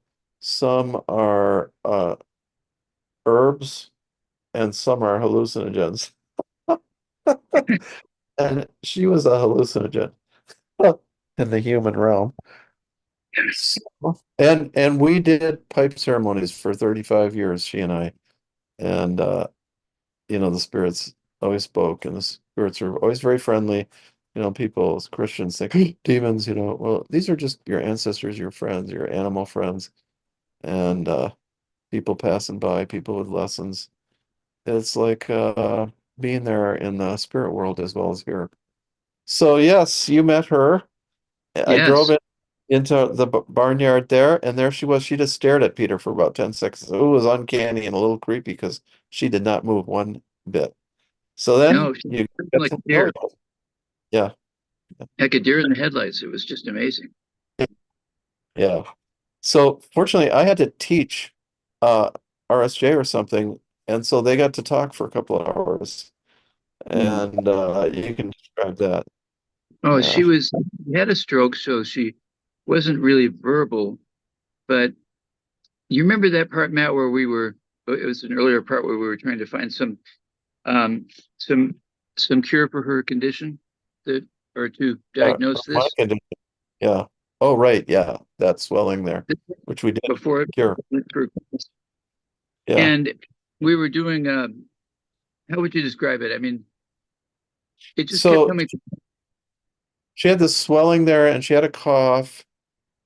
It wasn't COVID, as it turned out. And Peter tuned in and she said, "Oh, I don't know. I don't have any mucus down here, but actually there was a bunch of mucus that was trapped." And he said, "No, you do. And this, we were concerned. I mean, it was a great big lump. It was a great big thing. I was concerned it was cancer. The doctors are just like, "Psst."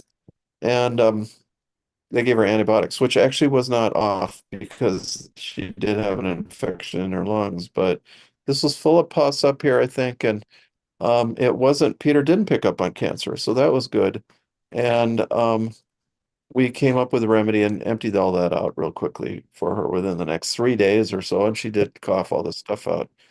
But so you guys kind of, so we were doing this, but she and Peter connected then. Why don't you describe that?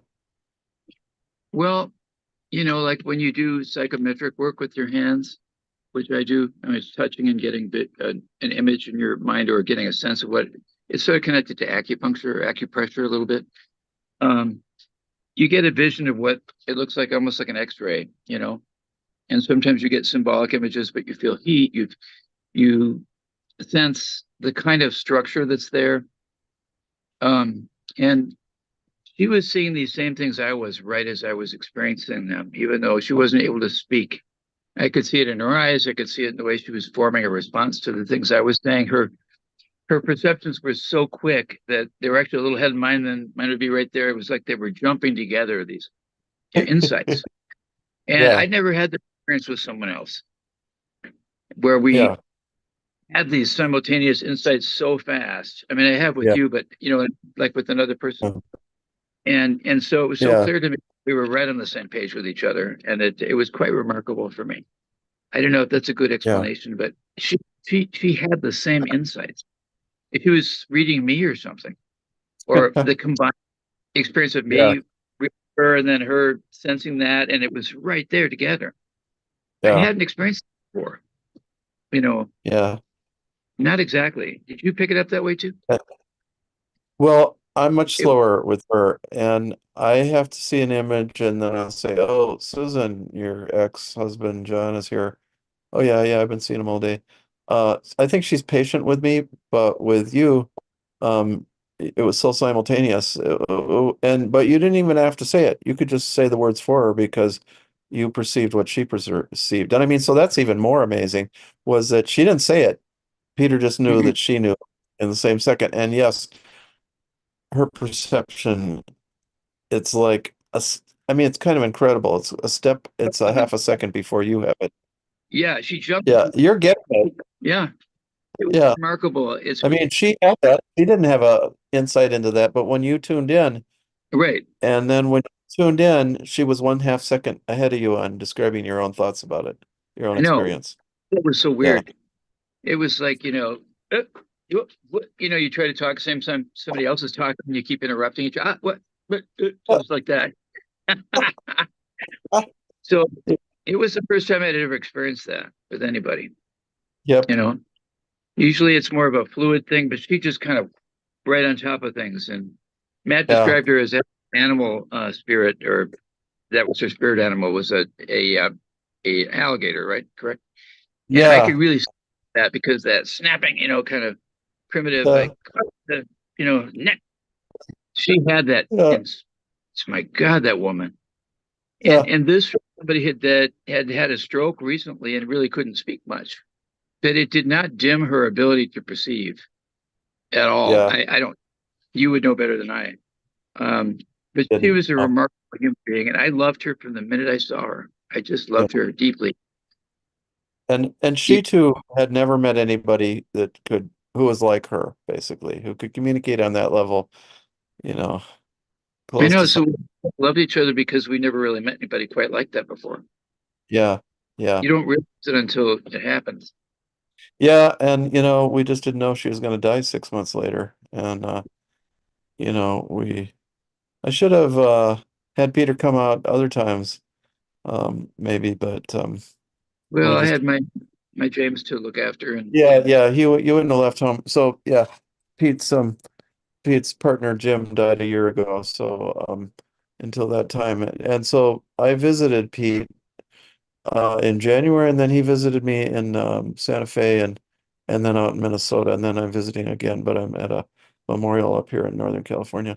So yeah, so we're more in touch again, but so we had the chance to really visit with Susan. I was like, wow.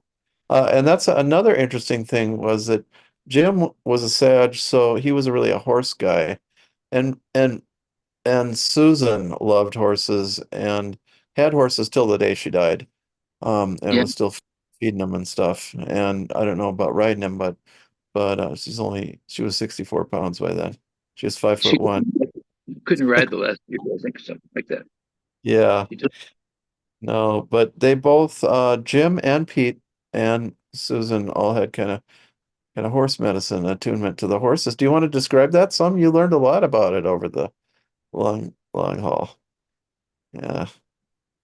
I don't know if I could really describe it. I've studied it more, and then I have a great love for horses. My mom was a Sag, my grandma was, and so I always think of myself as coming from two generations of horses, you know, and Yeah. also being a Mercury child, pretty much. Mercury was the original horse whisperer, and according to the Greek traditions. So, and then apparently he made a deal with Apollo for a harp in exchange for the horses, and then Apollo's history with driving the horses across the sky and all this. Yeah. Yeah, but Yeah. I don't know if that was a good trade, Mercury or Hermes, but Right. anyway, so I felt that ever since I was a little boy, we had neighbors had a horse at the farm. We were renting a place, and so I used to go up to the fence and talk to that little horse, And so I think I bonded with horses from a very young age. But there's some special things about them, and those of you that have been around horses or know, they they can communicate really well with each other through sound just by listening. Their hearing is apparently 20 times stronger than humans, and they listen for the heartbeat, and they can just tell a whole lot about someone or another animal, based on their respiration and their heart rate, and respond accordingly, like any animal would, with fear or relaxation, comfort, and those fight or flight type reactions. So, but another thing they do, which is really interesting, they have a therapeutic effect of calming down humans, where the human heart slows down and the respiration slows and the blood pressure goes down when they're together with a horse that's peaceful, and it can be very, very good for someone. They also have an incredible attention ability to focus in on slight movements. For example, in the use of horses in therapy for children that are autistic, real young children, the child will be sitting there and the parents can't talk to them, and even therapists aren't able to get through the child. But the horse is so sensitive to the slightest little movement of the eyes, of the nose, of the air they're breathing, and all these things, that the horse responds by moving its head really close to the child. Therapy Yep. horses, and they're Yeah. able to actually interact with the child and develop some kind of interaction abilities for the child, and that's quite amazing to see. You'll also see horses almost acting like nursemaids. Families that have babies, and the horse, certain horses, not all of them, of course, they're all different, but usually the Yeah, mare right. Yeah. and the ones that have a truly calm temperament.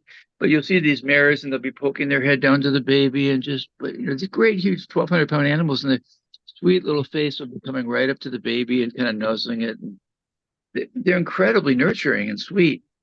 But one thing they do as a herd, and this is a prey animal phenomenon, but their ears are so sensitive that they listen for each other's heart rates, and they slowly or quickly, I don't know how fast it happens, the herd or the band and then the herd, their heart rates will synchronize, so that when they have to run suddenly, and this is also true with like a 3-year-old, colt or a foal, they have to run together, so their heart rates beat together. And it's quite a phenomenon. And I experienced that having a Sagittarian mate too, spooning and having the hearts kind of come together and beat together, that level of bonding. So I feel it very Yeah. deeply. Some of the horse medicine on the level of calming, and also Yeah. just on the level of the spirit of a horse, the strength and the endurance and the ability to endure. And they're just, I can't speak to all the medical side, but I can speak to the spiritual and emotional side, more or less. Anyway, Yeah. I love them. Yeah. Yeah. And plus, you and Jim would dream about being in horse herds and running with the horses and stuff. I'd have lucid dreamings, and quite often for a while, and they'd be at night all the time. and I could see purple mountains, off in the distance, and the horses were running for some reason, probably running from prey or running to shelter. Maybe it was storming, and I could see I'd be running next to him, either on a horse or I was the horse, and I could see his eyes flashing from the side as we ran. That's because they can kind of see peripheral vision quite well. And we'd be running Yeah. in our heartbeats, so I could feel the beat of the whole. I could feel the thunder like a drum on the earth with all the hooves and the heartbeats together. And Oh, we just wow. run and run, going towards shelter, toward the mountain where they could get away from the rain or whatever it was. We did that many times. We had all sorts of experiences where we did all sorts of mystical things too, in lucid dreaming, back and forth Yeah. helping each other. And me in my eagle form, or in the horse form, either way. But boy, Uh-huh. those are not dreams, they're real things. You can go back to this, Yeah. see the same things, and you're seeing it clearly, not like foggy at all. It's clear, Yeah. and it's you there. You're well aware. It's a very different experience. I'm sure people know when they have lucid dreaming. It's not like dreaming normally. Can you describe it better, Matt? It's like you're really there. You really sense you're calm. Yeah. You're yourself. You're aware of You are decisions. you're a participant in the dream, so that I'd say your soul, the question about the soul is there, and Yes, soul is infused with the spirit to some extent because the dream time is the spirit world in mhm. a sense. Yeah. You're And making decisions yeah. there. You're not like a Yes. victim of something. You're choosing to do this and then that and interacting. And so, Yeah. normally, like you might be sensing all this stuff happening around you and stuff. Here, you're kind of Yeah. driving it to some extent, Yeah. and because you have more control of your will or something. Um, but I think Yeah. it's a very important experience to have. And Absolutely. also, when I was a child, you could talk about that eagle dream I had all the time. No, you can talk about it. Yeah. Oh, Actually, Susan had eagle dreams too, although I'm not sure if that was her main animal, but she did have some. Yeah. well, I had these Uh, dreams where I'd run and run, and then I'd fly. But I remember the exact pattern, the wings and how the air was below my arms and how I lift, lift, lift. And then yeah. it would always be the same trajectory. It would happen night after night after night. It's like a training thing. And then I'd have to go toward this house that was burning. There's a house floating, it was burning, and there was a great huge serpent and like a dragon serpent, and maybe more like a serpent, huge.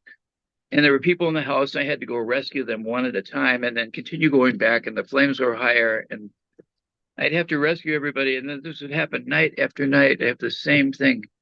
And to me, it was training wheels, training my Yeah. animal spirit, to be fearless and to care about Yeah. people and it was almost like some, test you see in a movie, but I'd never seen movies. I was like 5 or 6, 7, 8. Yeah. But the fact that it happened the same way, it was helping me get better and more confident in that space Yeah. and build on the idea that I was there for service. I was there to Yeah. help these people out. It wasn't done until they were all safe. You see, Oh, I must have 100 times. wow. And I that was lucid, and I put that in the same class as these running horse dreams. And Yeah. very much the same experience. And Well, stayed with yeah. I mean, and training. then the lucid dreams had a tremendous positive effect on Jim too, because Jim was, kind of a normal, materialist view. I mean, he kind of tolerated Peter's eccentricities of spiritualism and religion and stuff. But I remember visiting one day and he kind of announced to me, he said, I had a lucid dream. I mean, he described it. And I knew it was like he'd crossed a boundary. Like the other thing about lucid dreams, they're real, and therefore they're in another world, that world exists. So Yeah, little by little, he had more and more lucid dreams. And he was, I would say spirituality was never something that he probably would talk about, but that well, didn't matter. I mean, it wasn't his subject area, but he no, would live it through his dreams. And then finally, when he did die, I think he was well prepared for the other world, that we I saw him. neither one of us worried about his, ultimate spiritual destiny in the other world. We could grieve about him. So, Peter Yes, for especially, are yeah. lost. But But I really felt that he transited. I saw it.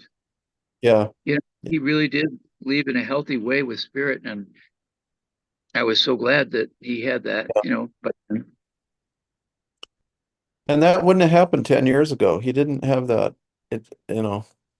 mm-mm. And you'd say like, well, being around Peter might encourage that inner life, but it was the opposite, more like, Pete, don't bother me with that. Yeah, I mean, it's So, true. so yeah, Really, spirituality doesn't hit by osmosis.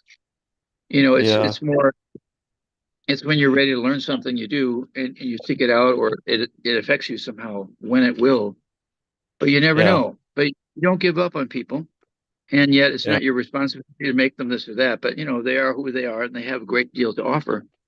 Um, yeah, but you hope when they die that they leave with enough spiritual matter, enough yeah, built up plane that they really exist in some integral form or something. You know what I mean? yeah, The soul is strong enough to continue. yeah, yeah, That's my yeah, hope. yes, right. We know that Susan was aware of this. She and I had this pipe ceremony in October where John, her ex, deceased husband, showed up, and he was in the glory, the crown of God, the glory of God. I mean, I didn't know such thing existed, but like up through the top of your head to the spirit world, the golden thread there, and the soul star up there, which is the merger of the soul and spirit. And then there was this like feathers, almost like thousands of them all in a circle, souls, human souls, Oh, and he was there. And he looked down, and I think he was looking at Susan actually, not at me. But I said, Susan, John's here. And she said, yeah, I was thinking about him. Yeah, I know, I felt him today. So he had come to take her, and I thought that thought crossed my mind. I didn't want to say it. Probably crossed her mind too. And then she was at a family reunion about a week before she died. And out of those 10 kids, one sister had died so far. So she said to her niece, the daughter of that, she said, "Oh, don't worry, I'll be talking to Pam soon." well, I remember it was after that pipe ceremony, wasn't it? Was What's that that? was that The, after a the pipe? pipe ceremony was about 2 months before she died, and then the family reunion, she just mentioned to Pam, to Pam's daughter, "Oh, don't worry, I'll be seeing Pam again. I got to put my shoe on." Um, uh, and that um was and so we know that she knew, I'll be speaking What? to, Like a month before she died, that it sounds like she might be getting ready to die. yeah, yeah, I had a yeah, sense because he was and reaching out to her.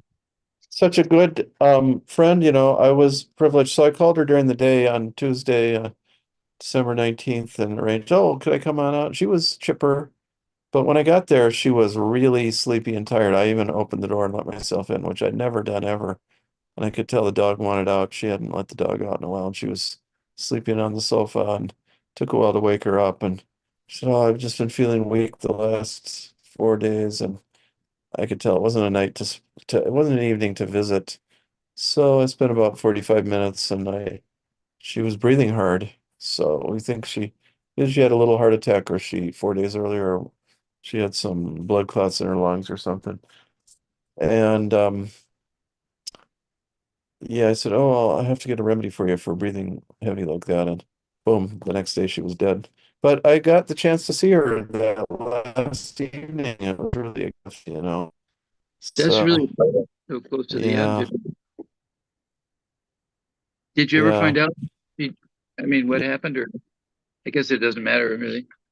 Well, I don't think no, nobody's gonna look into it. Not important. But those are the two things that I would guess. I mean, she was a lifelong smoker. She didn't have cancer. You determine that. I mean, it was something that happened suddenly. Boom, four Yeah, days, very tired. Um, she had one of her neighbors pick up some stuff for her, so she wasn't even leaving the house much. Mm. Yeah. Oh. Yes, that's Susan from walkerherbs.com, so you can no longer get herbs from her there. Her friend Allie Mast, M-A-S-T well, her brand name is Painted Outlaw Ranch. I don't know. You can look that up, and she'll be selling the same things that Susan sold. She took over her business. So, and Susan Great. already passed on. Yeah, very good herbs. She'd already passed the business on, except she took care of people on by phone because she let the internet go. She was semi-retired. Yeah. Well, I loved So, it. and she, I yeah. love. And by the way, for a class on horses, so there's an interview where I interview Sarah Annan, and it's in our library. That's Annon. She lives in Santa Fe. I haven't seen her in quite a few years. And she talks about horse medicine and horse shamanism, I'd call it. She made me first aware of it. And then when I talked to Susan about it, she confirmed, like Susan would dream every night for years about her white horse and her black horse. And she'd always take the black horse and she'd go down into the underworld, like, and learn things. Whereas the white horse represented the conscious ego.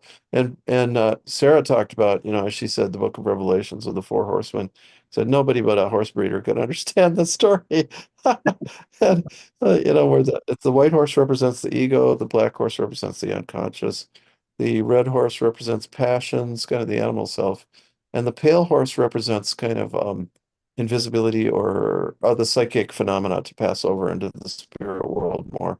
So the pale horse is and it's the correct translation. The Greek chloros means yellow or pale or starched out. In fact, and so a horse that's pinkish, that's grayish, that's faint brown, they're all pale horses. In America, we The have an tan, additional horse, yeah, called the medicine hat or the paint, the which really paint. survived just as a wild an Indian pony and stuff. It was obliterated. It was annihilated in the old world. Sarah felt because it was the spiritual one. It was the fifth element. It was the one that, like the Indians said, that you could ride it and you weren't always visible to your enemy. And Oh, even and you're on a yeah, horse thundering wow, along. that'd Yeah, be the handy. paint is quite unique.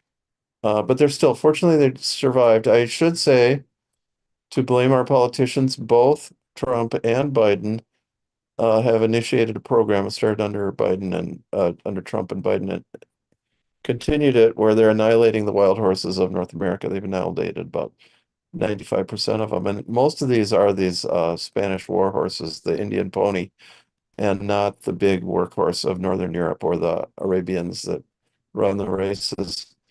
And so this whole species, three kinds of horses, and one kind is being kind of eradicated. Yeah. They still have, like Santa Domingo Pueblos, they still have let them. And Martin Prechtel, who was a friend of Sarah, the shamanist teacher, he has a small herd of them too. There's people that collect them that like them, but 100,000 of them have been wiped out for no other reason than we got to control nature. Or maybe Yeah, cattlemen want to run using their room for cows. cat. Yeah, but horses and cows eat different, graze differently. Same with goats. Oh, Horses and goats, they're yeah, doing it for the horses' benefit by, lowering their numbers so that they don't starve and so on. But animals do those things in the wild. So, yeah, and horses were originally evolved in the prairies, so that's yeah, where the they New World. started. They Yeah. started in the New World, they crossed the Bering Strait, and then they became Mhm. extinct here and came back with the Spanish, yeah.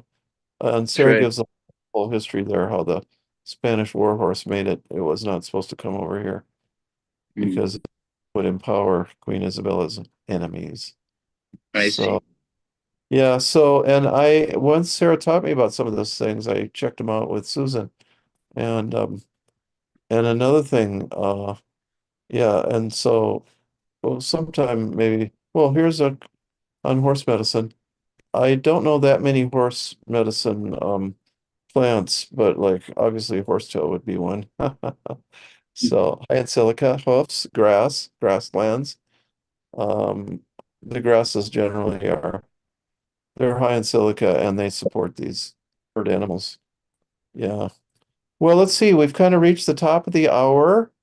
And got great Peter. So you guys can see how he was a great influence on my life just talking like this. He talked about spiritual stuff all the time and he taught me how to speak back there when I was having a hard time when I was first learning at age 20, 21, the astrology and just Pete's ability to translate that into regular speech and then thinking and joking over the years. We're going to try to do a class on maybe having Peter make fun of all 12 signs because he's joking Astral, bit right? Wannabe, right? Funny. astral astral humor.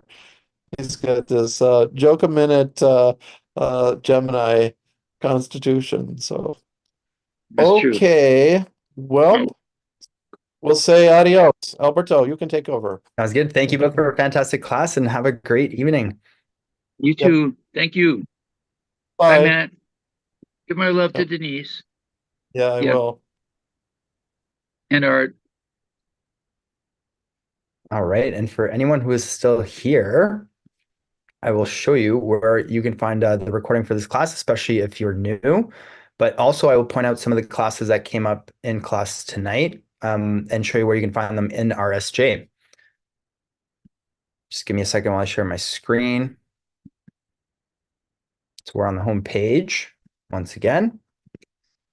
And the first thing is you'll want to make sure that you're signed in. So if you see your name up here, that means that you are signed in and you can go ahead and click on my dashboard.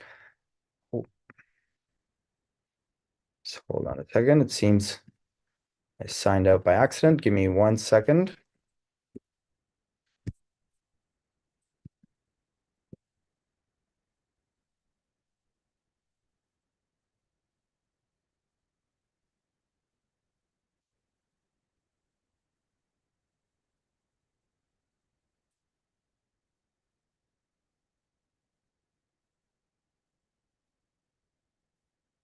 There we go. I'm not sure what happened there, but I'm signed in once again, and you're going to want to click on my dashboard. The recording for this class will be available within 2 days, and you will receive an email with a direct link to the recording. But it's always good to know how to access the learning materials on your own. And once on my dashboard, you'll want to look for the Real Spirit Journey course. If you don't see it, especially if you are enrolled in the library, there'll be many courses that show up. You can always use the search function to search. One word search is worth the best. So if you type in real, it will come up, and make sure you click on start course. It may say resume course if you've already accessed it.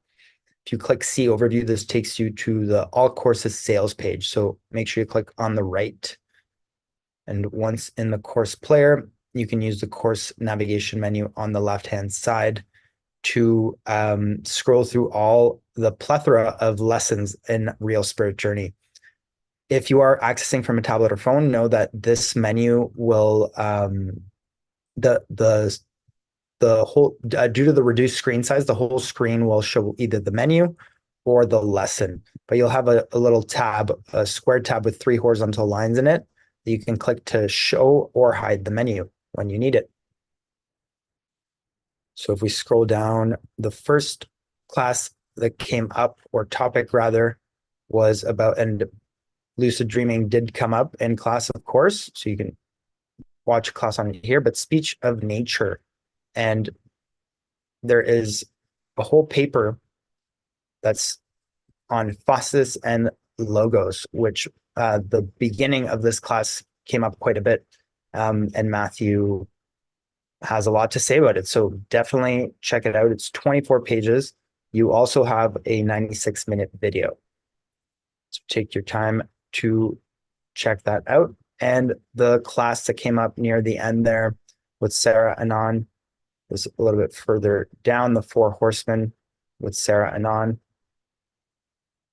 You also have the chat text and the video. So make sure you check that out, and classes are added in chronological order. So this class will be added at the bottom. I'll take us back to the home page, and I did go over this at the beginning of the webinar, so you may want to check in with the beginning, but I will quickly go over some of the offerings that are coming up that you might want to take advantage of. You have herbs for the kidney and bladder, and we have herbs and the female reproductive system. Both of these courses are coming up.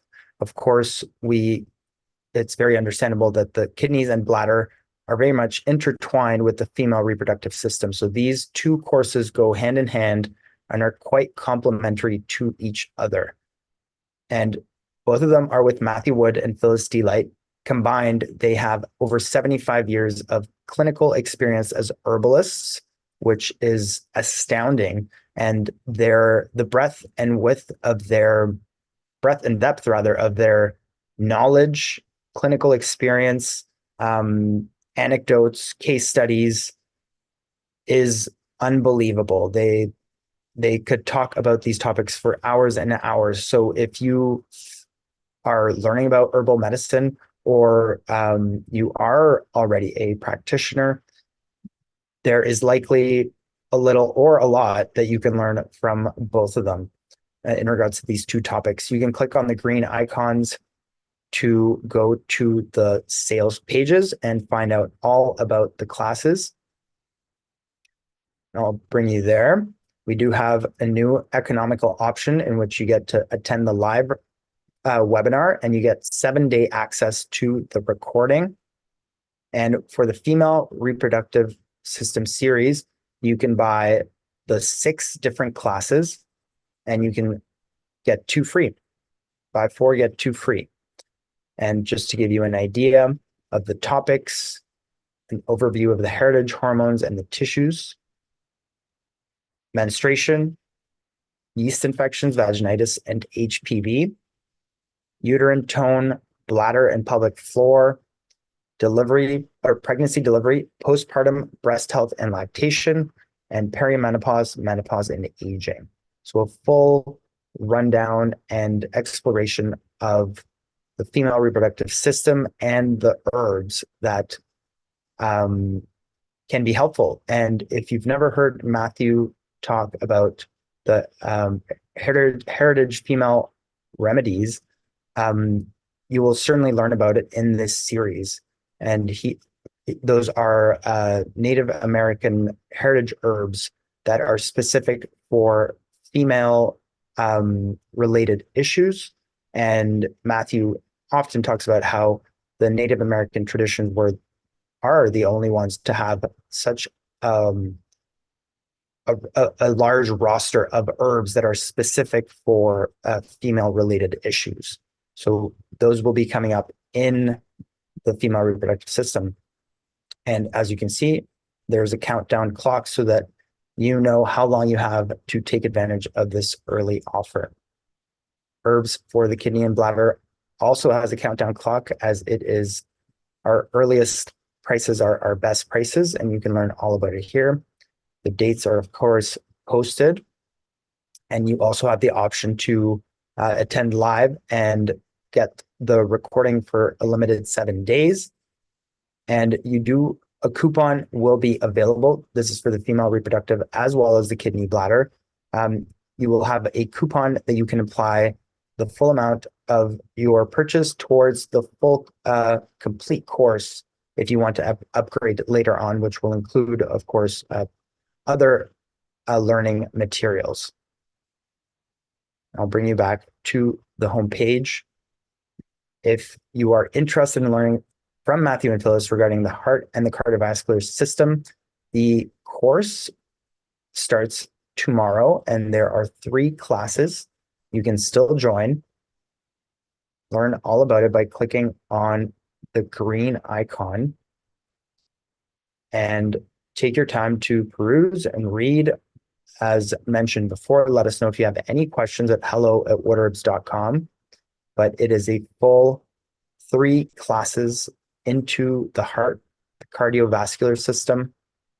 You get 1 year access to the classes, and it is a total of 9 hours of teachings as well as online materials. And I should mention that with the herbs to support the heart and the cardiovascular system, you do have access to the discussion section where you are able to ask Matthew and Phyllis questions that come up for you during class. Of course, during the live webinar, but also if you are watching the recording at a later time and a question comes up for you. Free offerings are down below. You got the doctrine of signatures, one of the concepts that Matthew helped to revive, and Lee Arnoldy teaches this class. She does an amazing job. She is so intuitive and dives right into each herb with by exploring all of the signatures and all of the things that people noticed about this plant throughout the month, people that contributed in the Facebook group and on the Ring of Knowledge, the Matthew Wood Institute of Herbalism online community. And she brings that all together with some fantastic insights. You can join the class for free. Simply register by clicking on this green icon here, enter your name and email, and the class will be available for 7 days at this link as well. So you can catch, if you can't attend the live webinar, you can catch the recording for 7 days in the same location. Make sure you download your free set of Materia Medica cards. These are wonderful. You can see a little preview here on the side. Great pictures that you can use out in nature to help you identify the plants. You also have an incredible abundance of information, very neatly organized on 5x7 cards that include just so many things you want to know about the plant, such as the energetics, the tissue states, the taste, the organ affinities, and herbal actions. And these, of course, were designed by Matthew Wood in combination with Lee Arnoldy, who teaches the doctrine of signatures. They're downloadable and you can print them. They're very high quality. And if you'd like to get a physical copy, then you can get on the list for when they are made available again. They were made available at the end of November and they sold out very quickly. But once they're available again, we will be notifying everybody. So make sure you get your name on the list. Same for the Forage Fun card deck, which is a great way to have fun while you're learning about herbs. And we all know that when you're having fun, you learn more, you retain more information, and you remember, you can recall it because you're having a great time. And they're great for kids. They're great for when you want to talk about plants, you want to do an activity revolving around plants, but you maybe don't want to go outside. Maybe it's too cold or it's raining a lot. You can stay indoors and still talk about the plants. And of course, the Vital Herbalist Year 1 enrollment for the Vital Herbalist Year 1 program is opening up once again in the next couple of weeks. So stay tuned for that. If you have not heard of the Vital Herbalist Year 1, I highly encourage you to go to the sales page by clicking on this green icon here and learn all about it. It is a course, a full year long program curated by Matthew Wood, and it is meant to serve as a foundational base for your Western herbal medicine journey for years to come. All of the concepts that Matthew teaches in this program are foundational for Western herbalism, and they are the concepts by which he lives his life, and the concepts on which his herbal practice is based on. So if you've read some of Matthew's books, you likely are familiar with what I'm talking about.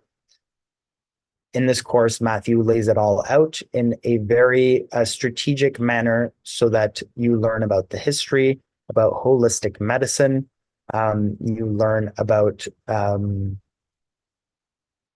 holistic thinking of specific indications, the elements, and on and on. Of course, there are 52 different herbs that you learn about in the Materia Medica course that is part of the Vital Herbalist Year 1 program.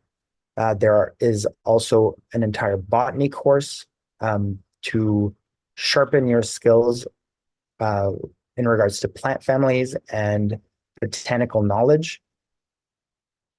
There is an entire medical astrology sun signs course with renowned world-class astrologer Judith Hill, where they go through each of the zodiac, each of the sun signs rather, with and how they relate to herbs. There are so many incredible courses. You'll also learn about Nicholas Culpeper, Paracelsus, and some of the historical figures that have influenced Western herbalism, but also medicine as a whole. And you will also get a chance to learn about the doctrine of signatures, which I mentioned earlier. It's hosted on an entirely new platform, and one of my favorite things about it is that you get to take advantage of some great learning tools. For example, you have closed captions, which help you read along while you're watching the class, and searchable transcripts. This means that if you want to look up an herb or a condition or anything and see if it comes up in that class, you can search in the transcript and easily locate where that term is mentioned. And furthermore, once you locate where it's mentioned, you can click on the word and it will redirect the video to that section. So you can rewatch that section where they talk about that term that you are interested in. So it makes finding information a lot faster, a lot easier, and more efficient, which I'm sure we can all appreciate. Of course, once you take your time to read all about the Vital Herbalist Year 1 program, scroll down to the bottom. There's a whole section on questions, popular questions that come up quite often. And you may have questions that are answered here. If you have more questions or questions that are not answered here, please let us know at hello@whatherbs.com. We will be more than happy to help you out and help you understand what is included in the program, what the program's all about, and help you understand and decide if this program is the right program for you. There are also plans for year 2 in early 2025. So if you're looking ahead towards the future, that is something to keep in mind. With that, I will go back to the webinar and see if there are any questions. Doesn't look like there are any questions here in the webinar, but lots of thanks and praise in the chat. So thank you all for joining us. Thank you all for being here. Thanks for your questions. And how wonderful to learn about Matthew's origin story and some of the people and experiences that influenced him to be who he is today, and the person who has had such a great impact and influence on herbal medicine, Western herbal medicine specifically, and keeping it alive, propagating it, and helping us to make it as popular as possible. Thank you all for being here. Have a fantastic day, evening, or morning, wherever you're tuning in from, and take care. We will see you again soon.